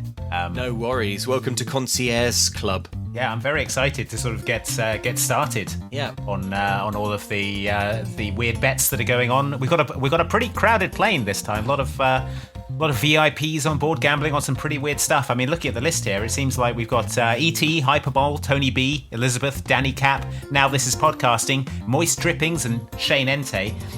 They're all gambling on how long Edge will be in the cockpit for, considering he's ostensibly the main character of this film. Ooh, exciting. We've currently got 4 days, 5 days, some pretty high bets in there. Spicy. The stakes are being raised. Meanwhile, Paul Stevens, Jack Fabian, Cole Mastro, Alan St. George, Clint Hannah Lopez, Adam Cuddy Ruth, Prince Reynard, and the best of Rue left hours ago appear to be betting on drone target shooting. They're each piloting a drone and shooting at targets. Those things look kind of wobbly, though. I hope everyone's wearing protective glasses. Yeah. That are bulletproof. I hope you've used a sturdy brand of duct tape. We have here Snowy Al, Matt S, Brandon Plesh, Christoph, Paul Stokes, $50 on the alligator. I'll take that bet. Adam Snigg and Michael Olsen. they're all betting on whether Matthew Lawrence's mustache is real or not. Apparently you can get pretty good odds if you think it is. So, get on down to the bookkeeper. Cara Dennison, Slamskull16, Andrea Pallas, Crapolio, Carl Bain, Tim Craven, Tilly Everoa, and Z-Man are currently gambling on what the Lawrence brothers will choose to be the setting for the Money Plane sequel. You can get currently pretty spicy odds on all-terrain vehicle. I mean, it's long odds, but, the payout would be pretty choice. It would be worth it. We have here Will Thomas, Courtney Braille, Philip Stevens, Sarah Mattocks, Ben from Finance, Chris Pryor, Homemade Mask, and Jotham Funklara. They're all wagering on how much longer we've got before the owners come and kick us out of this Instagram plane backdrop. Currently 10 minutes is popular, so get those bets in now, I would. Our Book Monster, Danny Bowyer, Liz L. Seish, Will Pohoretsky, Paul Murphy 85, Chase Baker, and Jeebus Piers-Jones are currently gambling on how many people will die when the glass patio table that is currently unmoored and just sort of flying loose around the cabin. When that gets loose, how many people will be squashed? Betting ranging from no one to everyone and everywhere in between. So get your bets in now. And nowhere in between. Okay, let me check the ledger here. Security James, Louise Lola, Zora Stingray, Duchess, Crescentia Che, Business Corgi, Mike Kavanagh, and Autumn Holloway. They're all betting on the man and the alligator marrying, but then going through some sort of personal issues and drifting apart, not divorcing, but just sort of remaining in a loveless marriage for the rest of their lives. On whether or not that will happen. Good odds for you if you fancy it. Sounds bitter. Jonathan 420, Angel Beat, Michael Saul, Anna Petahova, Keith Hall, Morven Butterworth, Ethan Pearson, and Andrew the Osteo Gent. They are currently gambling on whether or not they can punch through 3 meters of gravel. Seeing a lot of people coming out of the sports book with wounded hands there. Well, luckily we have the world's best doctors on board, probably, I expect. Okay, next on this ledger we have Daniel Rogers, Adam Steele, Ash, Julian Rundlet, Danny Ward, Clarky the Bearded Coach Driver, Hef and Smash Savannah Burger Boys and Girl. They're all betting on which bubble in the lava lamp will reach the top first, which isn't very exciting, but does explain why it's here. Which is very valuable in itself. And over here, what have we got on the casino floor? Why, the Monk, Quinn is Teething, Simon Ganzel, Jambo number 5, Reimer Diemer, Hannah Kirchner, John Sharplin, and Who Needs to Sleep are currently gambling on a deadly game of hide and seek in the Money Plane's many, many rooms. Will you be able to find everyone who's hiding on this plane? It could take you days or even weeks. I'd check the Money Plane's 1 bedroom first. That'd be where I'd start. And finally, on this ledger is Jedi Master Riki Stinko, Andy Meany, Alligators Against Money Plane, Nurse Jake, Blake, and Lord of the Salt Doctrine. They're betting on whether the next banana that Andrew Lawrence eats is normal or weird style. Pretty long odds on normal, I will say. So, place your bets now. Thank you. This has been your update from the concierges. Okay, thank you, concierge Andy. We've got to go now because I've just received word that an alligator has glued itself to the Money Plane in protest. So we've got to go again. Get it off with crowbars. And when I say get it off, I mean unglue it. To be clear, it's a shame that you have to specify on the Money Plane.